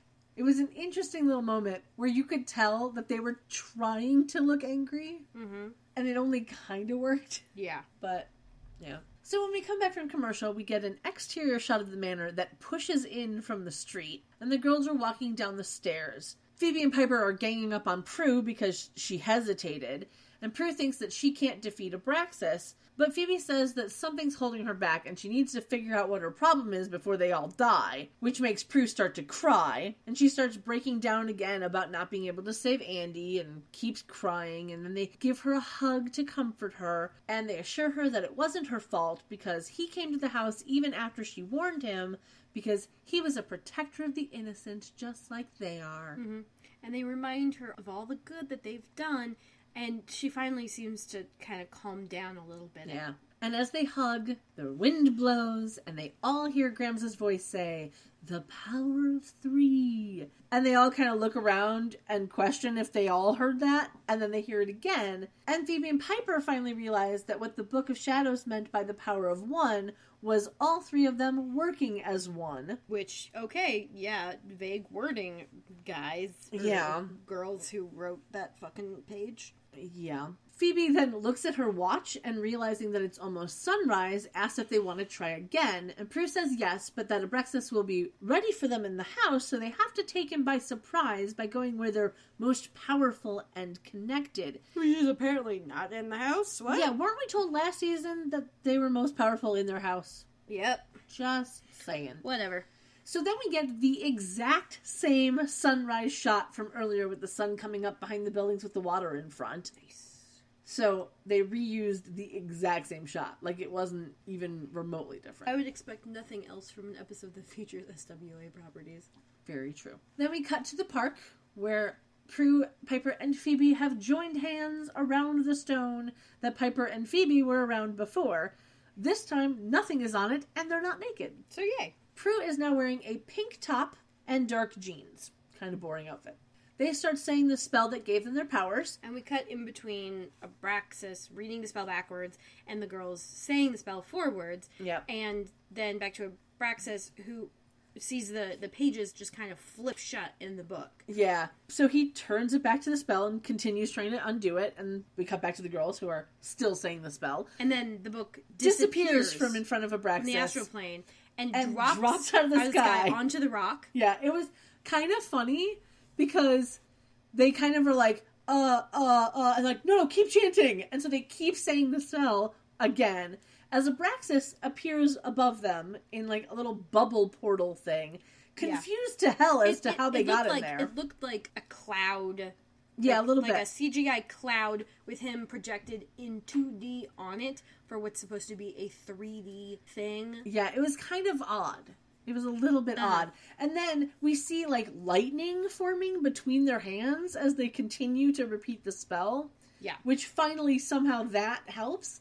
And he gets vanquished by spinning. You get the camera kind of, like, starts going up and going into a bird's eye shot as he's spinning and destructing. And the lightning forms into a triquetra. Yeah, it does indeed. And he explodes into a ball of light. And the light that turns into the triquetra... And it absorbs into the triquetra, goes into the book. Yeah, it like sinks down into the Book of Shadows, but it doesn't completely cover the symbol on the book. It's just slightly off-center, which I thought was kind of funny. So he gets vanquished by spinning. A lot of demons in the show get vanquished by spinning. Mm-hmm. Like, that's just their go-to thing. They're either shaking or they're spinning. Yeah. It's kind of funny. Well, when they explode, they need to show, how it's happening. I guess. Phoebe grabs a book that has fallen on the altar, and she's like, look, we didn't even have to get naked. We do see Prue's nipples, though. We always see Prue's nipples. Yeah. Seeing Prue's nipples is just a part of life watching this show. Yeah. Like, you're never going to avoid nipple with Prue. Very true. But we also see a seam on the shoulder of Prue's shirt is ripped. But it wasn't ripped until after Abraxas appeared, so there must have been like a deleted scene or something. Yeah. Because there was no reason for it, but it wasn't mentioned at all. I think I read somewhere that there was a deleted scene where he tried to reach out and he scratched her or something, but maybe I couldn't find anything of that anywhere than like one place, I think. So we cut to a little while later, and the girls are in the attic, where Prue places the Book of Shadows on its stand and then flips through the book. Piper wants to erase the window on the wall so that demons can't come through, but Phoebe says that they can't come through because it's their window.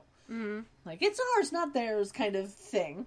Piper, of course, says, better safe than sorry, and heads over to the wall. And Prue finds the page that has the thing that they saw at the top of the show on there and reads the full thing. And it says, "Rite of passage, fight it with the power of one, or else ... a more powerful evil that awaits will destroy you," proving what we thought was going to happen. And Phoebe's like, "Oh, I'm very glad I didn't read to the end of that." Yeah, she goes, "If I had read to the end of that, maybe I would have been okay with our powers going away." And no. Prue's like, "No, you wouldn't have. You like being a witch too much." Well, also, this proves what we thought, where if he took the powers away, then something else would destroy them. Yeah, because they would die. Yeah. Yeah. But they're all like, "Yeah, we're super happy to be witches, even though it doesn't pay the bills." Yep.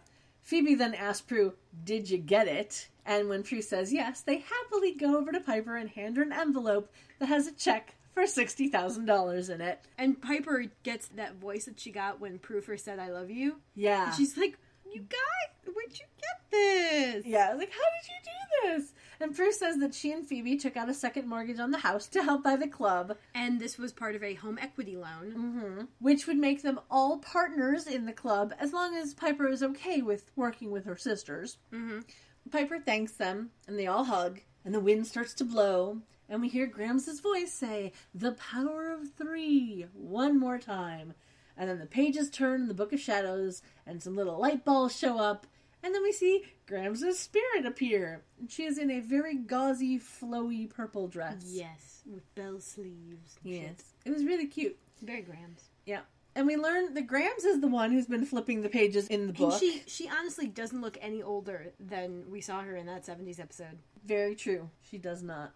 But she's been the one that's been flipping the pages through the book, which is her way of looking after them. Aww. She says, though, that they shouldn't try to understand because they're not ready yet.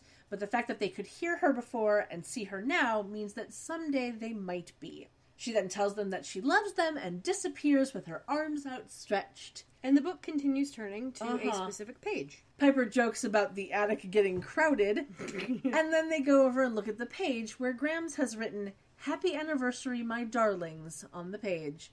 And we go to the end credits. And this is the first time that we do not have just a black screen under the credits. Instead, there's a shot of the Book of Shadows on its stand in the attic. And that will continue for the rest of the series run, I do believe. Yes. So that is the end of episode 201. It is. We are on to our ratings. I'm going to give it an 8.5 out of 10 knockoff Nicholas's. Okay, I like it. For thinking that up in under a minute, yeah. I went for 8 out of 10 Wiggly Jiggly book stands. Because I thought it was very funny. Shannon's emotional break in this scene, like the scene where she like breaks down, that scene gave this episode an extra point for me. Like she actually made me believe her emotions, and I liked it. I like that it seemed to be a better starting point for... Well, not a better starting point necessarily, but it started off at a more solid narrative point than the beginning of season 1. Like, they're getting into the swing of things, and yeah, they brought back some stuff from season 1. There were a few plot holes and a few continuity errors, but nowhere near as many as we usually have, honestly. Very, very true. So, we are on to our outfits. What was your favorite outfit of the day? I like Phoebe's peasant shirt. Yes, so did I. That was my Phoebe outfit. I liked that one a lot. It looked really cute on her. So that was the last outfit that she wore. This little peasant shirt outfit. For Piper, I actually kind of liked the little crinkle shirt outfit that she had in the very first one. And for Prue, the black dress suit. It was very sensible and respectable. And so not what you would normally wear to work. Yeah, and so I really enjoyed it. But that's it. Yeah. We're done with the first episode of the second season. Yay! So excited. So, it's time for us social media time. Oh, I was going to say it's time for us to take a bath and work up some plugs. Okay. Sure. You're welcome.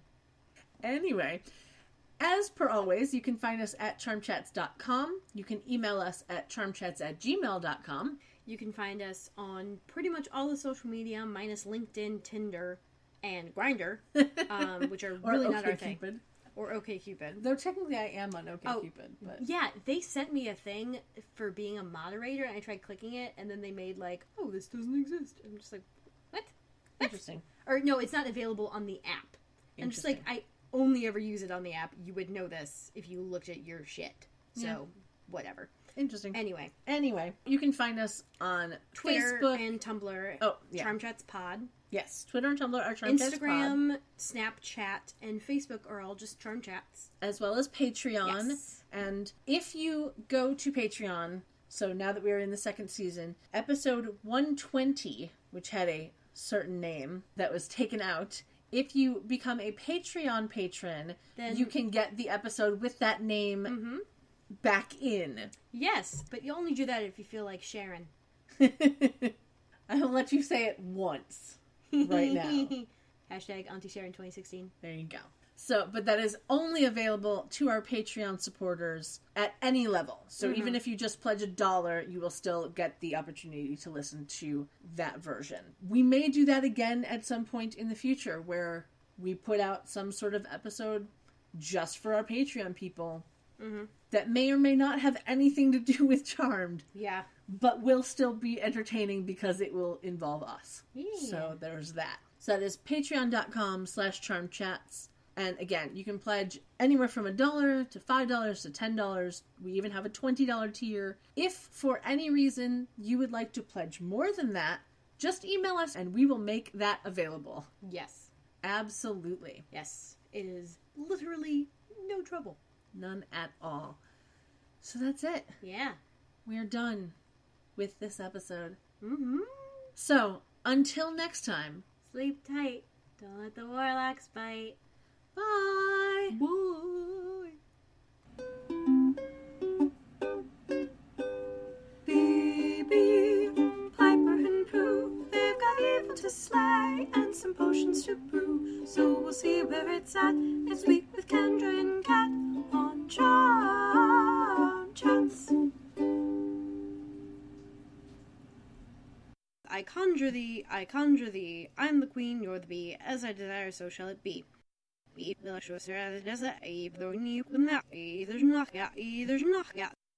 Ebtilas os erised, I saw, eb et error neuk et me eat, erujnak I eat, erujnak I. Ja, conjure him, stat queen, set me, deseret, so, salis, met.